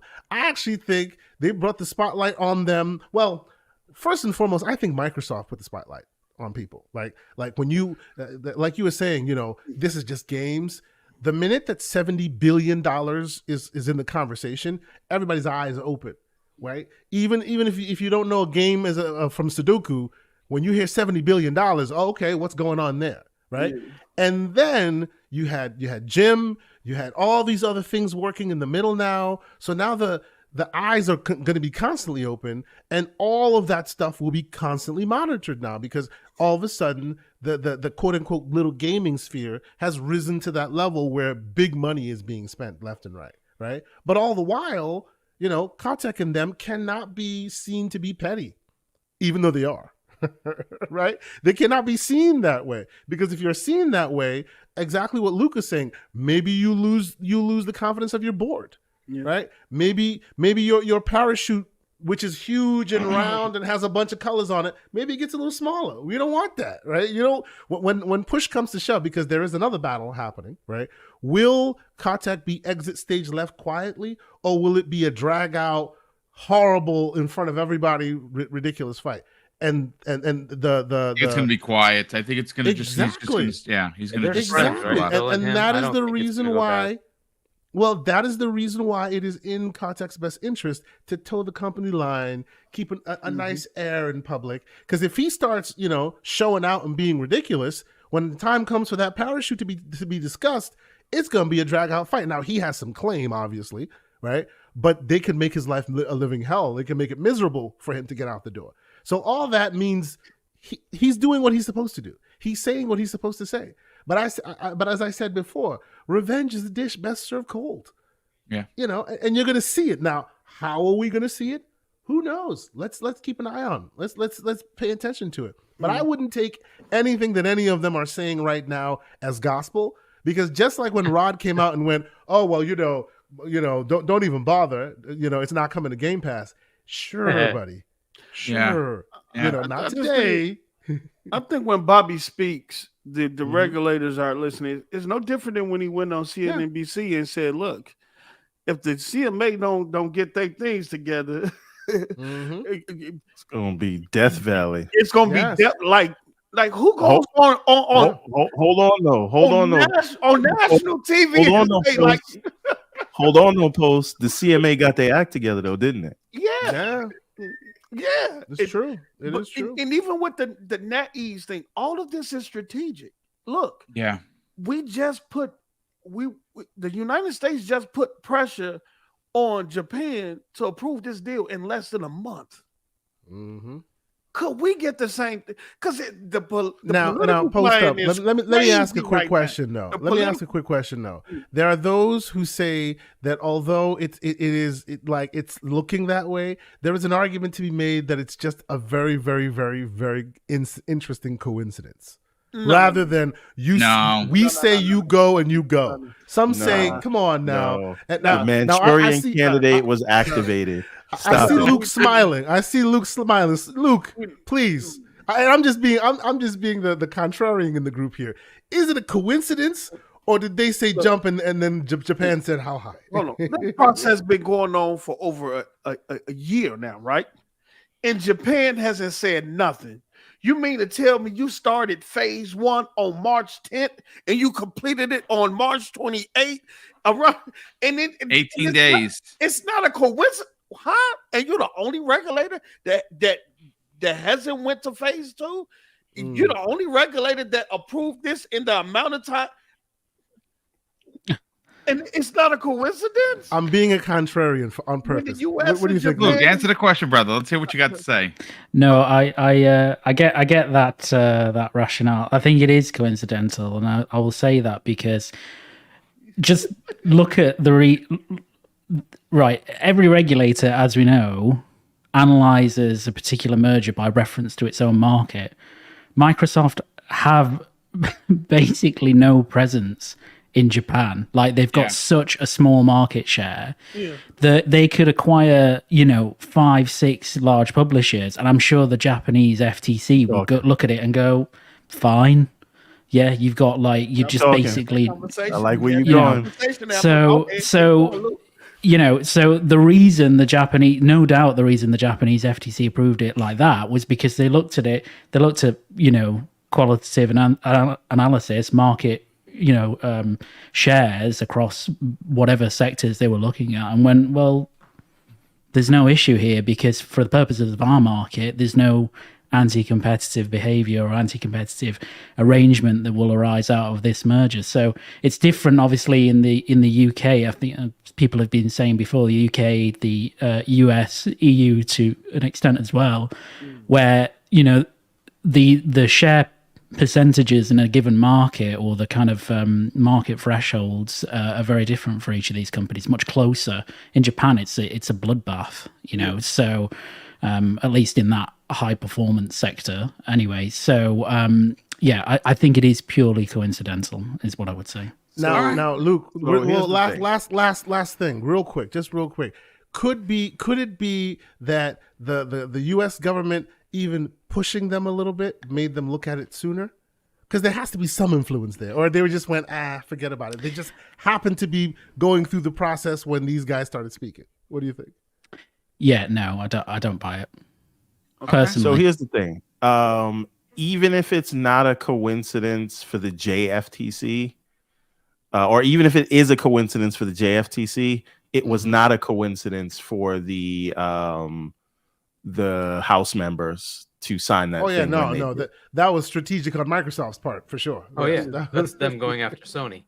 Right. I kind of agree with Luke in that, like, I think the CMA is what made that decision easier. When the CMA did their analysis and came back with a thorough thing saying, here are the numbers, we agree with Microsoft, it does not look like there's a console SLC. It just made it simple for Japan to say, yep, we'll just follow suit. It doesn't. Why would we waste our time if those territories are saying it? Our market share is ridiculous. So there's no way we could hold it up. So I kind of agree with Luke. I think the thing that we'll try to follow the CMA. Okay, about the China thing, I think that this New York Times article is a part of those geopolitical negotiations, and I think that it was leaked to the New York Times when it was because I don't know what the acronym is for the regulator, the competition regulator in China is SAMR. Yeah. Not. I was thinking of that other thing where you talk like into the mic. What's that? No. Yeah. Anyway. Yes, we hear you. Continue. So the point is, ASMR. I do think. Go ahead. Yes, that's the thing. I think this New York Times leak was orchestrated and specifically designed to say, "Hey, SAMR, are you just going to be moved around by a company you're supposed to be regulating on the public stage, right? So you better make sure you are doing everything above board because it seems like these companies are controlling you, right? So, and I think you're going to see more things like this, and they will pull whatever levers they need to. So it's not necessarily that it will force anyone's hand, but no one wants the appearance of impropriety, right? And this is why I think this is why the CMA changed course, right? It's great that they looked at the numbers and they had a faulty calculation, and Microsoft pointed that out, but a lot of people were looking at this, and I'm not talking about us here on Twitter. I'm talking about economists. I'm talking about like other regulatory bodies were just looking at the CMA like, you're in Sony's pocket. That was never the case, but that was the appearance. So they needed to make sure they were doing everything above board just so it doesn't look that way. And I think that that's what this article was designed to do for China. And this is why I disagree with you a little bit, Luke, is that I think the JFTC was always going to approve it, but I think this was an easy win to just give the okay right now because there was never any reason to stop it anyway, right? And so if we are in the middle of a trade negotiation with the US, a free trade agreement, whatever, and this deal, we knew from the rip, it didn't pose any competition concern. This is a layup. This is less of a layup than Microsoft giving access to cloud for bring your own game, right? So I think when they approved it may not be a coincidence, but I do think you're right that they were going to approve it anyway. But I do think the timing is very suspect. It is what it is. Hey, Wandering Dutch, brother. Sorry to keep you waiting. Let's get your hot take on this. He's been chilling the whole time. He's been chilling. He's also exhausted because it's late where he is.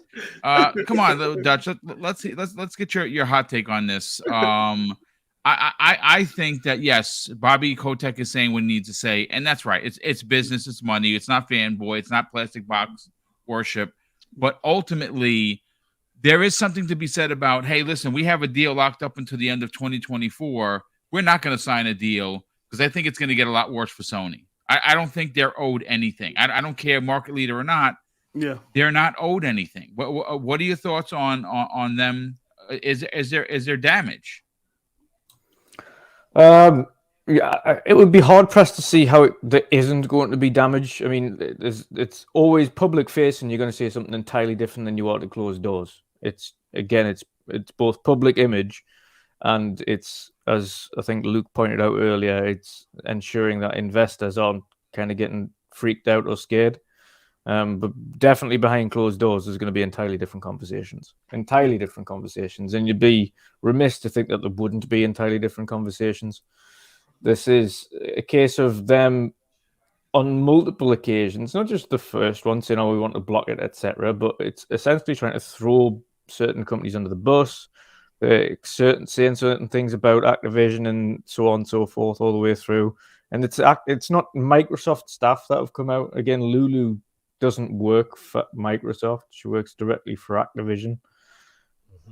She's the one that's come out and saying, like, listen, this is all the stuff that we have to deal with on the back end. This is all the stuff that, like, you're lying about. Like, what? I'm not sure why you're saying what you're saying or why you're kind of treating us in this way when we've worked together so well for so many years. And all of a sudden now you're just like, I don't care about anything. I just want to block your deal.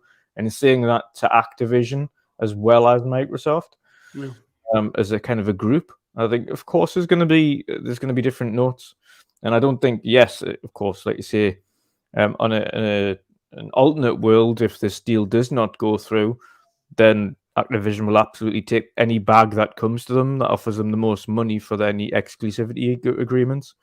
But in a world without Bobby, it's an entirely different story. I think. I think it's an entirely different story altogether. I think ultimately they're going to choose.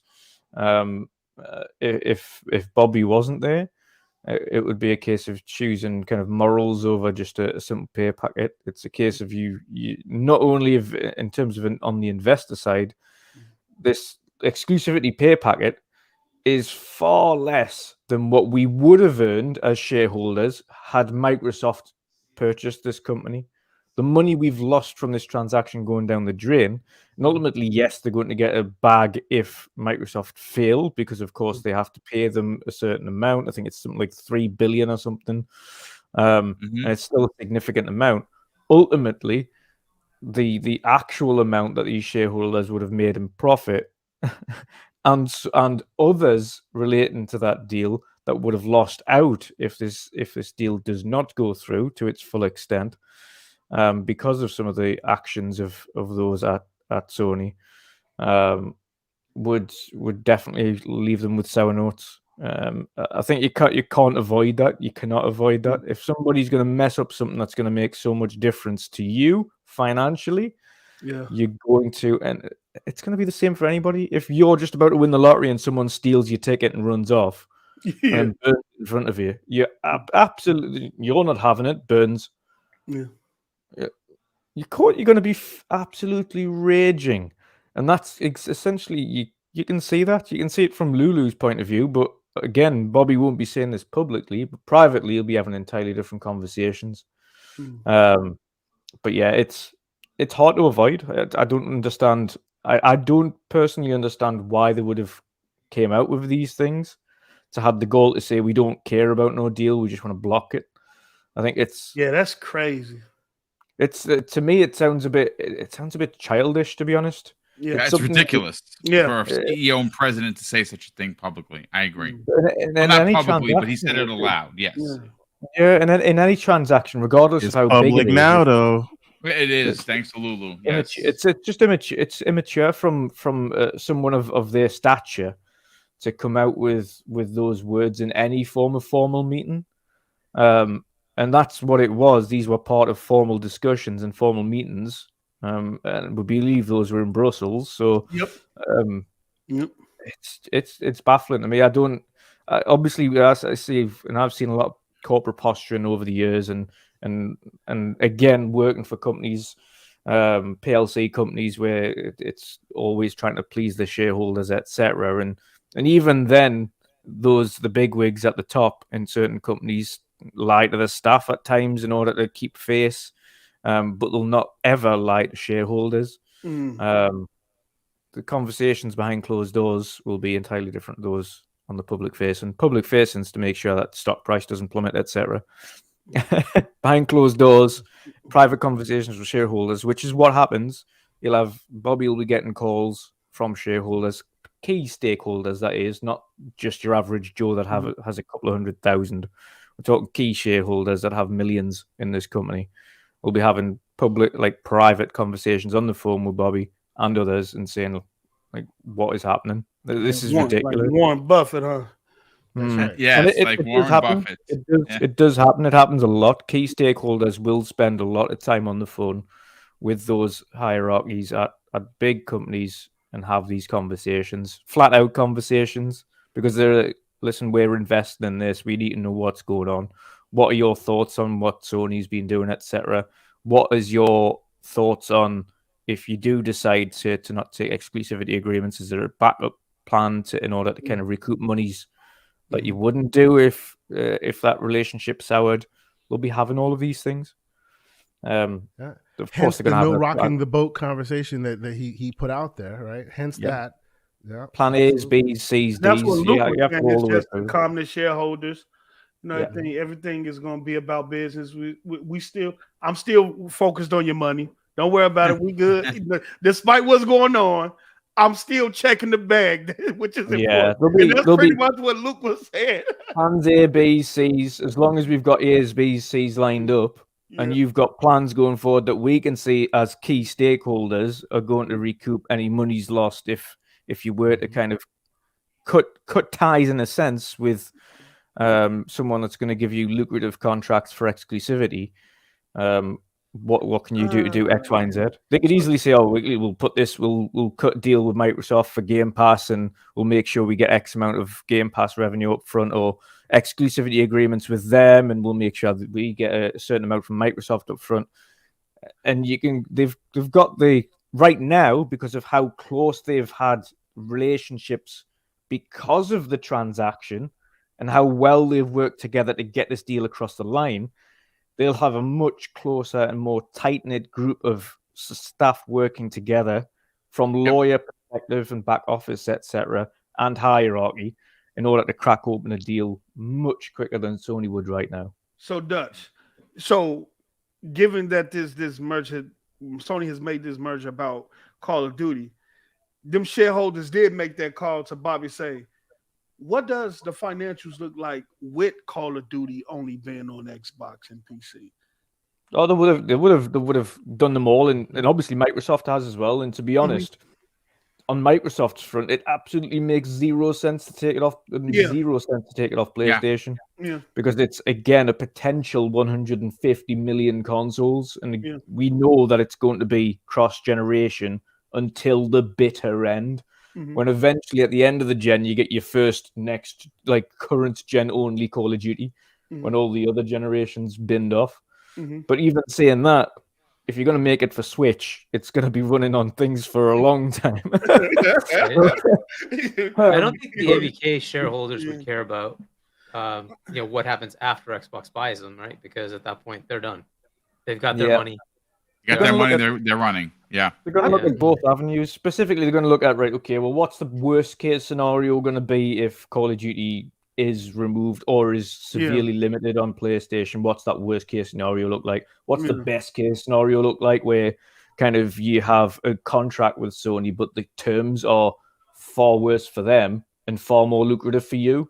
So instead of 70-30, it's maybe 75-25.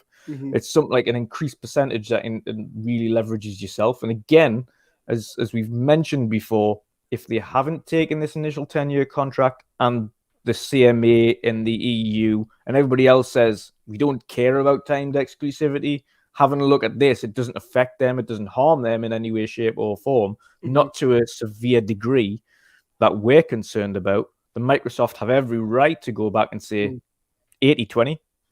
Take it, leave it. We don't care. Or you can just sit on the. That's where they are right now, right? After the regulatory bodies have now said that they don't see foreclosure as a problem, not total, not total, but at least partial is not a problem. They can now have that conversation. Yeah, and what this also does on the Microsoft side of things, on that front, is clears them to put everything in Game Pass almost immediately. Yes, like the only thing that they will honor is the contract finishing 2024. The contract finishing 2024 will be the last time that you'll have any form of agreement. Think about Game Pass exclusive loadouts. Yes. Yeah, it can happen. Skins, everything.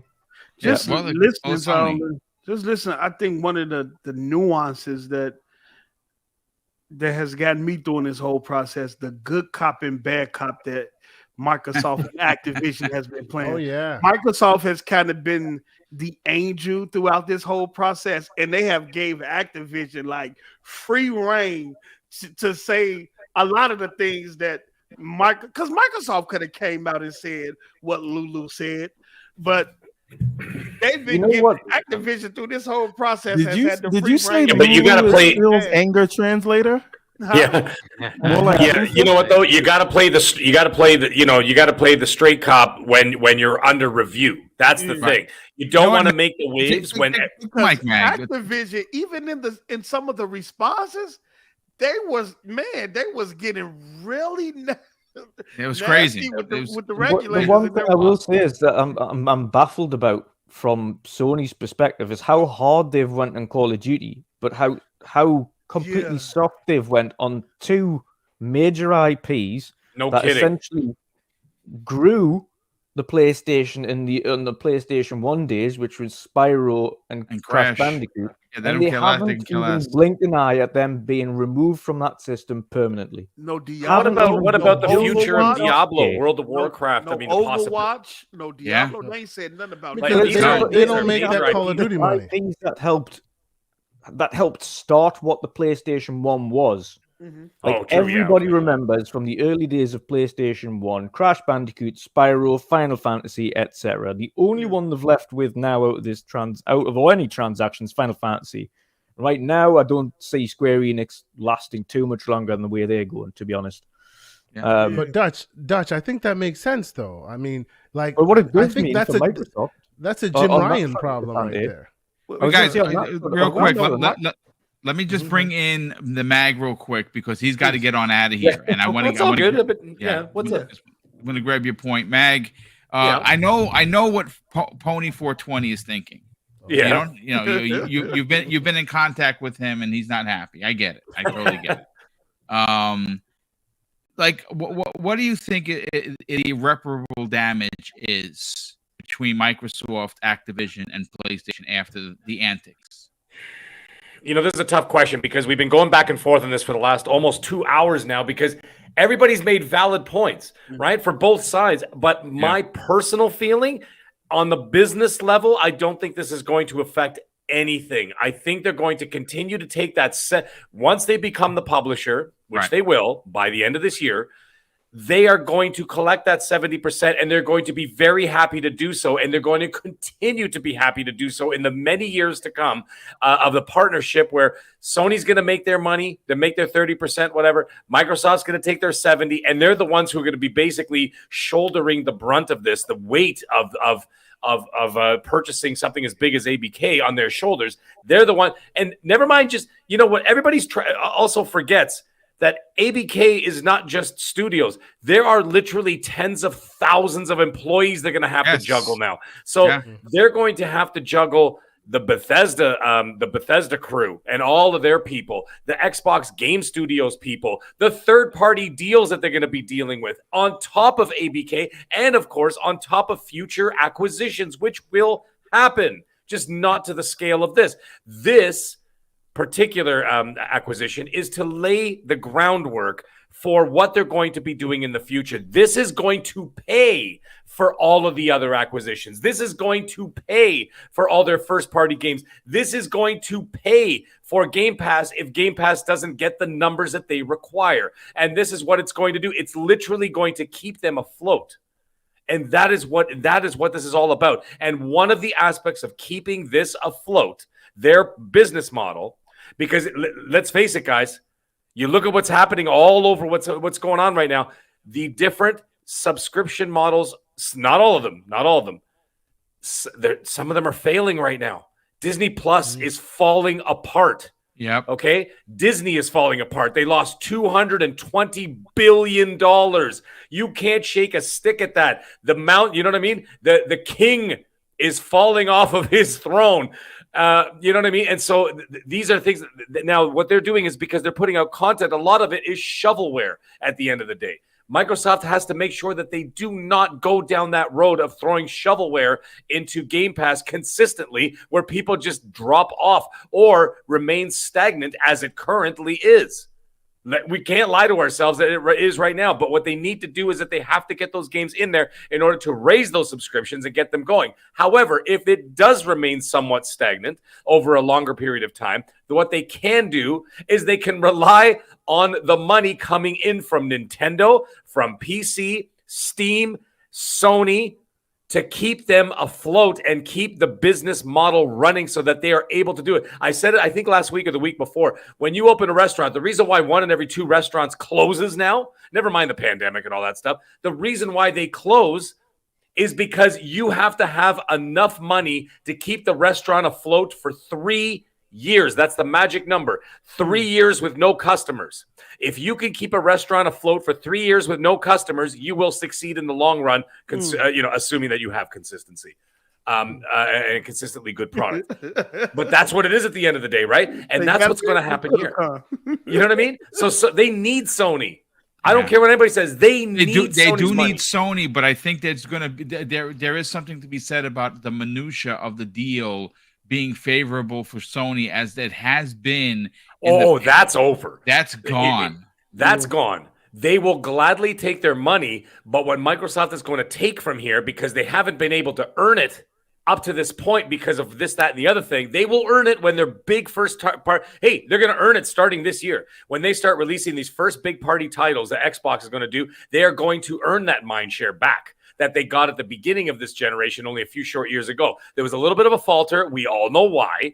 Right. Everybody had a falter, and it was in a lot of it, everything got delayed because of the pandemic and blah, blah, blah, blah, blah.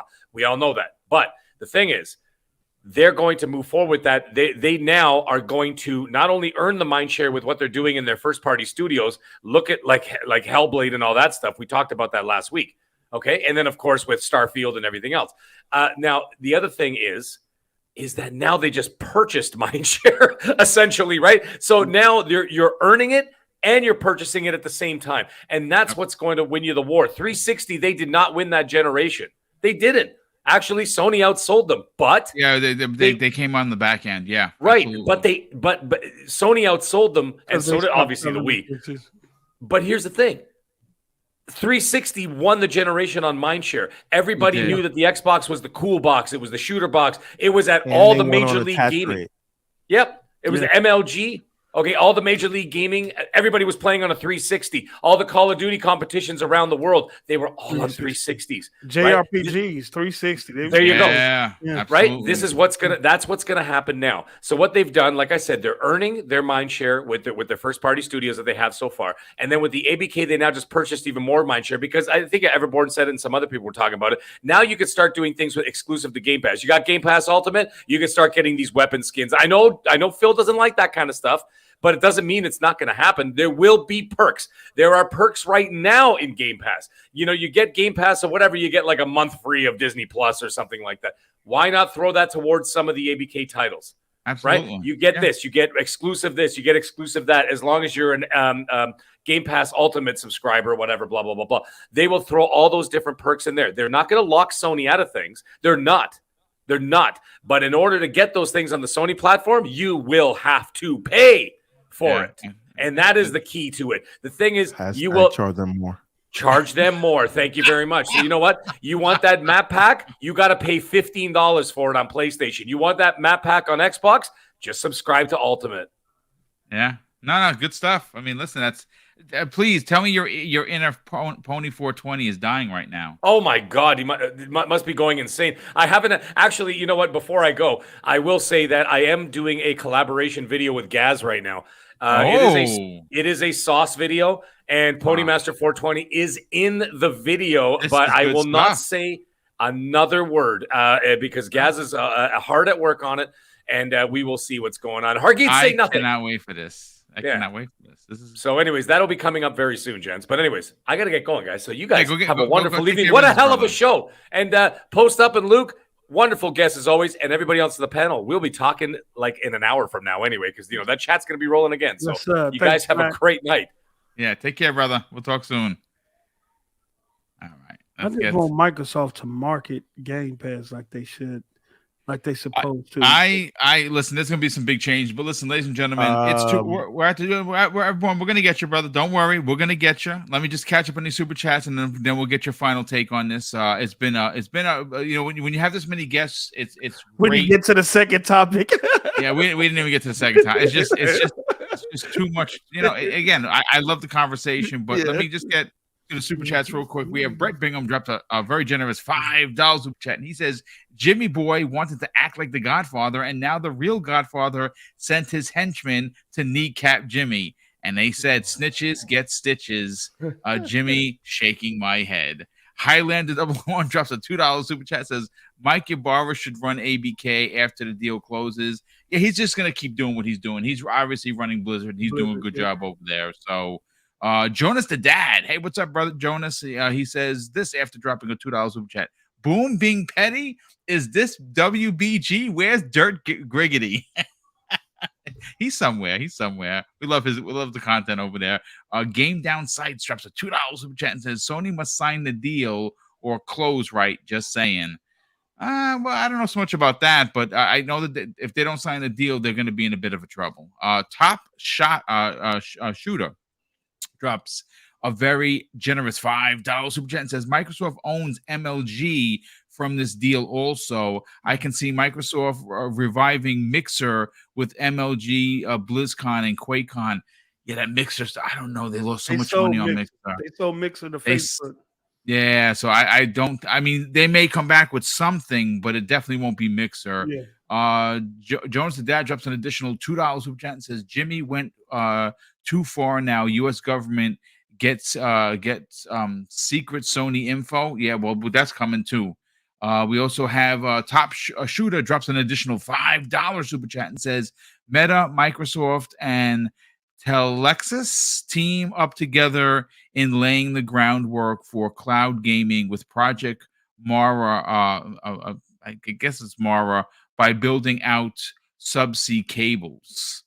That is way over my head, brother. You are definitely a lot smarter than I am, but I appreciate the $5 super chat. Splendiferous drops a $2 super chat and says, I still believe there was a friendly nudge, not a push. I guess he's referring to Japan. And Dreadful Sean drops a very generous $5 super chat and says, with Disney's downturn, does Disney Marvel force PlayStation to multi-plat Spider-Man Wolverine a la like MLB situation? I mean, you just don't know. I mean, what does Disney want? 10 million of Spider-Man 2 to be sold, and then eventually to after a couple of years get to 20, or do they want 20 from jump? Because if I'm just saying that it could happen. It's not going to happen for Spider-Man 2, but it could happen for something else like Wolverine or maybe something. Hey, Sony might get bought, and if they get bought, they lose the rights. Watch the MCU cut ties with Spider-Man in the movie area there, and see what happens to that IP in the game space. Yeah, right yeah, now, it's going to change. Movies that are keeping things together. Yeah, absolutely. And Top Shooter drops an additional $5 super chat. Thanks so much for the generosity, Top. He says Game Pass is doing what Web TV was supposed to do when Microsoft bought them in that Web TV. I remember that. I actually had that. Yes. Microsoft bought them in 1997. Smart TVs are going to kill console gaming. I think the box underneath the TV is going to be around for at least another decade, man. I really do. This country's infrastructure isn't great. You know what I'm saying? Japan, that can happen in Japan. I don't think that can happen here in the States. But Everborn, let's get your final take on this, brother. What bars do you want to drop before we get on out of here? Oh, I was responding to something that Post Up said, but I lost my train of thought. I apologize, but I don't even remember. It doesn't matter. Deal's going through. That's it. That's what I was going to say. Yes, sir. Yes, sir. I got receipts. I'm just letting y'all know I have receipts. I'm going to see him. I was listening to Dirt Griggity earlier. a year's worth of receipts. Yeah. All the people that said the deal was dead, it's never closing, they're in trouble right now. They got to get Sony say so. Made fun of me just for reporting on it. I'm telling you, I'm coming for blood. Listen, I will retweet every people to insurrectionists. Every piece of receipt. Wait, Oh God! Don't start that. You know what? Don't start that. You know what, Post? I cannot listen. We already talked about it. Yes. We getting together and we doing this show after this whole thing is over. Yes, we're gonna cook. I feel sorry for some people. That's all I want to say. Cook. Well, it better be some good barbecue. That's what I'm saying. I want some good BBQ. So I'd like to see what Luke thinks about like what's going to happen from here on out. Like you've kind of dealt with M&A, and what do you think the next steps are going to be, and how long do you think this goes? When do we see resolution? Yeah, no, it's a good question. I think it's. I mean, look, let's assume that the CMA and the EU Commission wrap it up pretty quickly in the next few months. I think it's then a kind of game of cat and mouse between Microsoft and the FTC, really. So, look, I think the Microsoft, you know, they've talked about maybe they'll try and close over the FTC. Over them, yeah.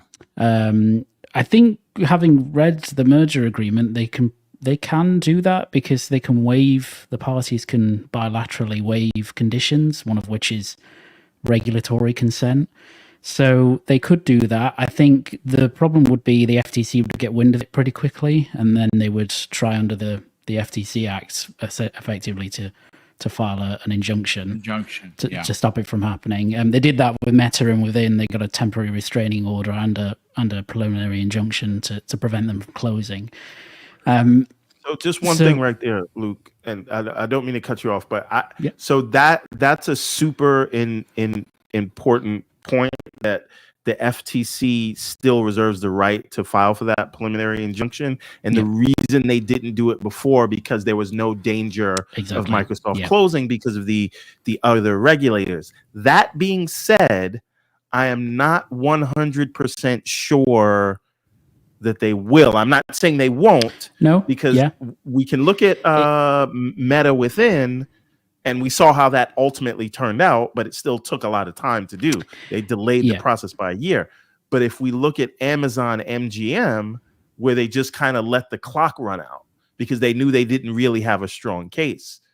So it could be that they'll either save face or just let Microsoft close and then go through those proceedings anyway, just to do what they do in their court. Because I just think we don't know which way they're going to go yet. So no, you're right. I think we don't know what mood the FTC are in for a battle. That's the problem. With Meta within, they were really up for that battle, and in fact, Meta started to voluntarily sign temporary restraining orders, pushing back their closing until the point that it got to, I think, February this year, early February, and they said, right, we're not doing it anymore. We're just going to close, and then we'll see you in court. Basically, we'll see you in front of the administrative law judge, and obviously the FTC eventually dropped it a couple of weeks later. So we might get the Amazon MGM FTC, and they might look at other regulators. You know, let's again assume the CMA and the EU wrap it up pretty quickly with some remedies, and go, actually, you know what? Let's just end this now, because Microsoft will offer a suite of equivalent remedies to the FTC, and the FTC may go, yeah, sure, whatever, let's just go with it, or they might not. They might just want to drag this out and make it look like they've got a win at the end of it, even though really they haven't. But so it's difficult to say. The biggest point was really whether Microsoft could close over it, and I think they can, based on the merger agreement conditions and how they're worded. And even if not, they could potentially just amend and restate the agreement. But they'd need Activision shareholder approval for that, so that would be a bit more laborious. But I think it's all FTC driven at this point. So we'll see how quickly it closes, depending on what they do. Interesting. Listen, at the end of the day, folks, we're here to talk about it. Everyone here works real hard to put out their content. I do hope that you do subscribe to everyone that has a YouTube channel. You do reach out and you speak to people like Luke Steele, who does have an incredible understanding, specifically in where, in the UK, where he has, where he works, where he understands the CMA and the and what goes on with the EU, and of course, Post Up, who has been just dropping knowledge bombs, not only in tonight's show, but pretty much every day on social media.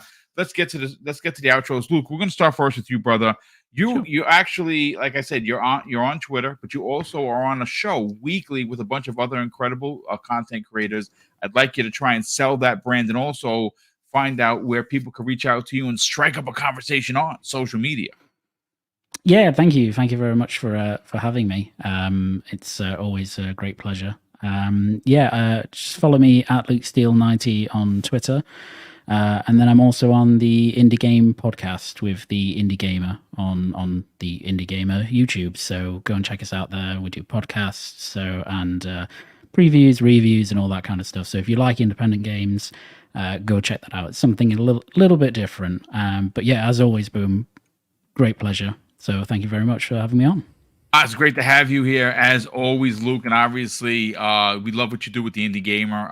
He covers indie games, and they do it really well over there. Definitely go over there and check out that YouTube channel.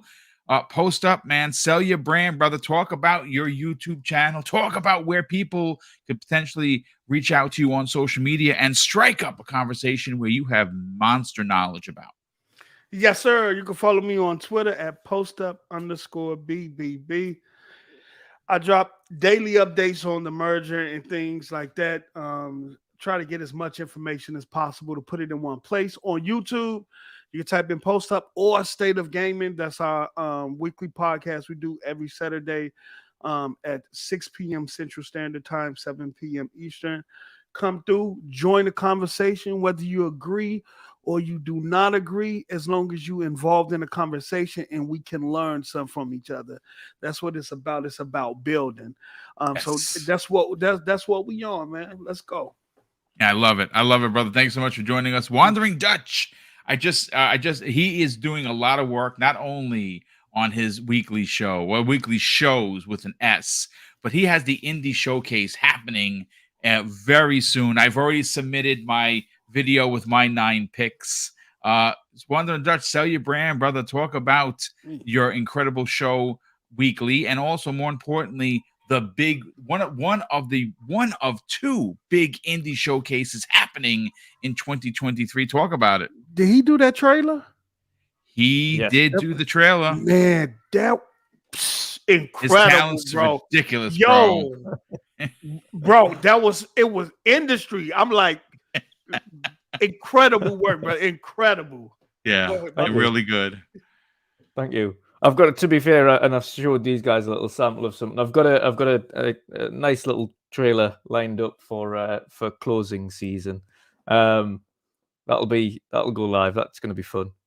But yeah, in terms of Indie Showcase, I've got something big in the works for that, of course, and Boom, of course, taking part, Everborn and Keosante taking part as well.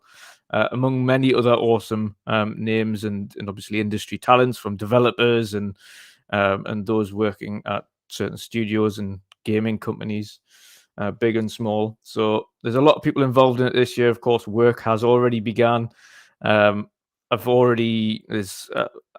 know, of course, outside of certain picks, my picks, which of games ranging from big and small, are already in the 20s, 30s. That's outside of other additional things that are included.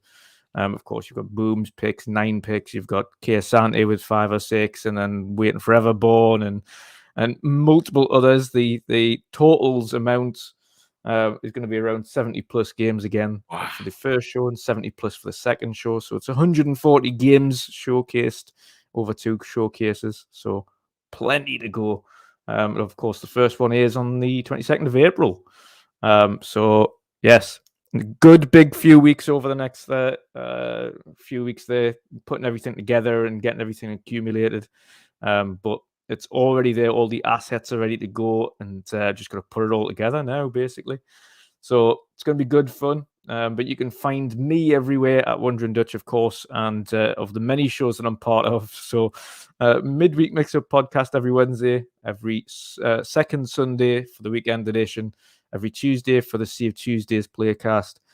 Of course, with Box and Burger on the World of Gaming, and here every Wednesday evening for the primetime gaming with these fine gentlemen. So 5 shows a week. On top of course, creating the Indie Showcase. So plenty coming up. Well, we appreciate all the hard work. You guys do a great job over at the midweek mix-up. You do a great job with Box and Burger on Thursday afternoons, and can't wait to see. Like I said, we got a chance to take a peek behind the curtain. I got to tell you, Post Up, if you thought the other video was dope, wait till you see this. I mean, yikes. As a matter of fact, we got Infinite Umbra in the chat, and they're launching their show, The Fix, with Daniel McGee, and actually, Wandering Dutch did the intro for his new show as well. I might have to get his information. And you know who we had in the chat? And I peeped him. Obviously, Special Nick was there doing what Special Nick does. Special Nick, we love you, brother. Thanks so much for popping on. Miles Dompierre of IGN. Video producer of at IGN. Miles, we love you, brother. I hope you're enjoying Resident Evil as much as I am. And I'm going to say this because I know he's listening. There better be a Code Veronica remake, and you're going to play it, and you're going to stream it. Kay Asante, brother, sell your brand. You got a big show coming up this Saturday. Cannot wait to see what you got going on at the Gaming Circle podcast. Talk about it. Bro, it's interesting. The day we take a week off, the gaming world exploded. Myself and Everborn were on multiple occasions. We actually had a whole podcast. Y'all just never heard it because it was just on the phone. Him and I. That exact time frame. We literally could have did the show. I called him at 10 in the morning. We were on the phone for like 3 hours. I'm like, you missed me, didn't you? We just But no, we're back this weekend. We're going to talk about some of the stuff that's been happening. We're going to talk about new stuff. We actually where he and I seem to be on this platformer kick right now because he's working on a platform game, and there are a lot of interesting indies that we wanted to talk about. So there's a lot to go over in addition to all the crazy news that's happening now, and I look forward to jumping back in the waters and getting my feet wet and enjoying myself with the man, Mr. Everborn Saga. So this weekend, 10 a.m. Eastern Standard Time, we will be there, giving you all that PG-13 slander you've come to know that and love about our show. So come check us out. TKO Asante, PlayStation, Xbox, all those places you want to find me. I will be there. Oh, and actually, I will also be Saturday evening. I should mention that I will be on 108 Dragons TV. I will nice. Be on his channel. Excellent. The brother asked me to come out, and of course, when Lemon asks you, that's not a question, that's a statement. We gonna be there. We gonna be there. So no, I'll be on his as well. So it's just this great, talking games, having all these great conversations with people. So come check us out. I love the community. You follow me, I follow you back, and I appreciate all these fine gentlemen. And always this week on Wednesdays, coming here and having a great conversation with all the great PTG folks and guests. So thank you guys so much. Appreciate that very much. Hargeet Chani, now that we have learned that there is a dual source video coming out from two of the most outspoken and crazy individuals known as the Mag, and of course Gaz from Game On Daily. I can only imagine what it's going to look like if you would have thought that Gaz assaulting someone that used to write for Kotaku, which I will name, will remain nameless at this point. I can only imagine what he's going to do to Pony 420. Brother, sell the brand of Game On Daily. And if people want to reach out to you, you're not on social media, but you can reach out to you on Discord and, of course, Xbox. Yeah. So GameOnDaily.com, YouTube.com/GameOnDaily. Check out Go Live, 4 p.m. Eastern Time Saturday. I think the daylight savings thing is all fixed now, right? So it was doing like 5 o'clock. I think it's now back to 4. And there is a sauce video, and then I'll be in some sauce videos coming in the future as well. Oh, really? That's awesome, dude. Get back together on doing stuff. So Gaz was really take the XNC thing kind of killed time, right? So it was tough for us to like go and do other stuff. So we have a whole bunch of things planned. So we never got to execute.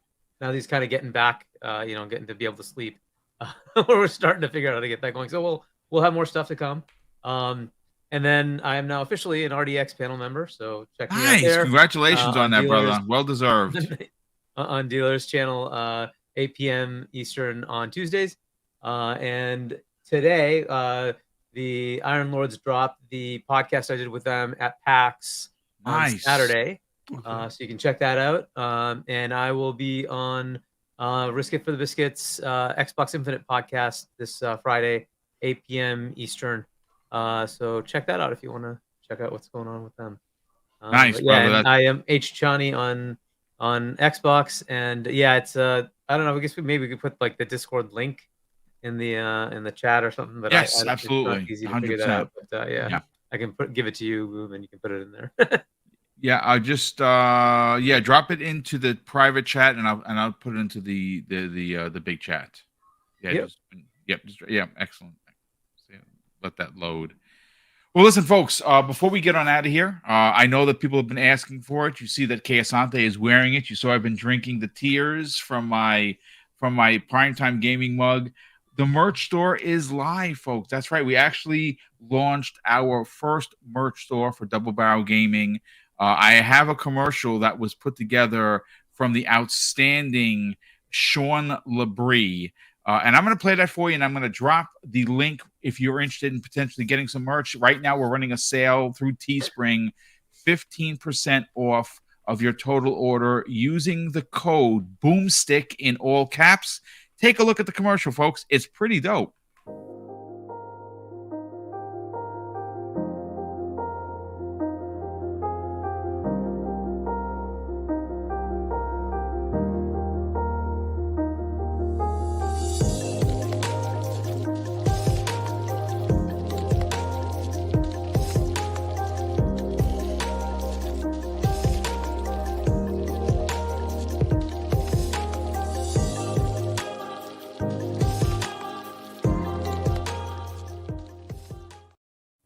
There you go, folks. There is the commercial for our merch store through Teespring. I just dropped Hargeet's Chani, his information for Discord right there. It's H Chani, and the number is 3935. So if you want to reach out to him on Discord, you can do that. And of course, I just dropped the link in for the Double Barrel Gaming merch store. You've asked for it. I worked really closely with Sean Labrie, Ben Kenobi, and the Richter to bring all of those designs to the store, and we have more in development right now.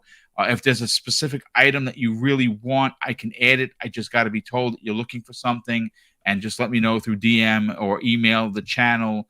You can go to the About page of my YouTube channel, and you can get the information there. Of course, I want to thank all the Super Chats that came in. Because of those Super Chats and channel memberships, it allowed us to develop these incredible designs from these three artists, specifically with Sean Labrie, who helped redesign the entire channel from the ground up, especially with the intros and the outros that you see and the overlays and everything. So big shout out to everyone that does support the channel that way. And of course, I want to close out the show, folks, with something that's important to me. Hopefully one day it'll be important to you. And that's something that my dad taught me with kids. And he would say, Craig, treat others how you want to be treated, and it doesn't cost anything to be nice. You live by those rules, son. I can guarantee you're going to have an awesome day. So take care, everyone, and we'll see you next week on the newest episode of Primetime Gaming with Mr. BoomStick and Friends.